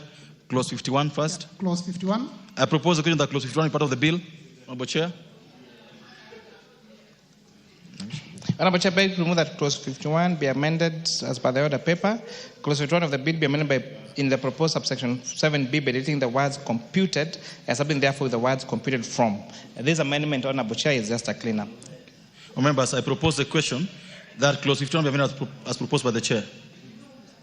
I put the question that clause 51 be amended as proposed by the Chair. Spend other opinion say aye. And spend the opinion say nay. Ayes have it. I now put the question that clause 51 as amended be part of the bill. Will I spend other opinion say aye? Will I spend the opinion say nay? Ayes have it. Clause 52. Members, I propose the question that clause 52 be deleted. Honorable Chair. Honorable Chair, I beg to move that clause 52 be deleted as per the order paper. Honorable Chair, clause 52, as in the bill, was reads as follows: Section 59A of the Tax Procedures Act amended by deleting subsection 1B. So, Honorable Chair, this is a discussion that came from public and intense public participation, and I want to bring to the comfort of this House and to the members of the public, this is one of the areas that we debated a lot as a committee, and we agreed that we cannot allow, Honorable Speaker, this amendment, and therefore we are proposing its deletion. This was a proposal that was now removing the restriction. And Honorable Chair, allow me just to take 3 minutes to take you through this proposal. You have one. Section 59A of the Tax Procedures Act reads as follows: Data management and reporting system. The Commissioner may establish a data management and reporting system for the submission of electronic documents, including detailed transaction data relating to the documents. Then 1A, that the Commissioner may by notice in writing require permission to integrate the electronic tax system authorized under Section 75 to the system referred to in subsection 1 of the for the purpose of submission of electronic documents, including detailed transaction data in the precise form. So this therefore means, Honorable Chair, that the Commissioner has powers to require you to integrate your system with that of Kenya Revenue Authority. However, in the wisdom of this House, it provided for another Section 1B, which reads as follows: the Commissioner shall not, know the words, shall not require a person to integrate or share data relating to A, trade secrets, and B, private or personal data held on behalf of the customers or collected in the course of business. Now, this clause 52 was proposed to delete 59(1)B, which was now excluding that when you integrate, that the Commissioner will not require you to integrate data relating to 1, trade secrets, and 2, private and personal data. all the members of the public that appeared before us said that that provision needs to be deleted. Okay. And we agree with the members of the public that this particular provision be deleted. It goes against our constitutional right to privacy and goes even against our other laws on data, on data and privacy, Honorable Chair. Members, I propose a question, therefore, that clause 52 be deleted. I put the question that clause 52 be deleted. Last minute, the opinion say aye. Last minute, the opinion say nay. Ayes have it. Clause 53. Members, I propose that clause 53 be part of the bill. Because it's no amendment on it, I put the question that clause 53 be part of the bill. Last minute, the opinion say aye. Last minute, the court of opinion say nay. Ayes have it. Clause 54. I propose the question of members that the clause 54 be deleted. Honorable Chair, I beg to move that clause 54 be amended as per the order paper.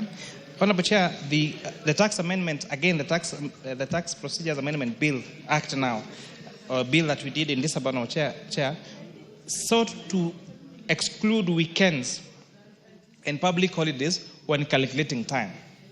Now, the Treasury now wanted to bring back the issue that of not excluding weekends and weekdays and public holidays in calculation of time. We disagree with National Treasury and agree with the members of the public that we need to exclude weekends and public holidays in calculation of the time when you're supposed to either reply to the commissioner or submit particular data to KRA. Thank you. All members, I propose the question that clause 54 be deleted. I now put the question that clause 4 be deleted. As many of the opinion say aye. And last minute the court of opinion say nay. Ayes have it. Clauses 55 and 56. All members, I propose that clauses 55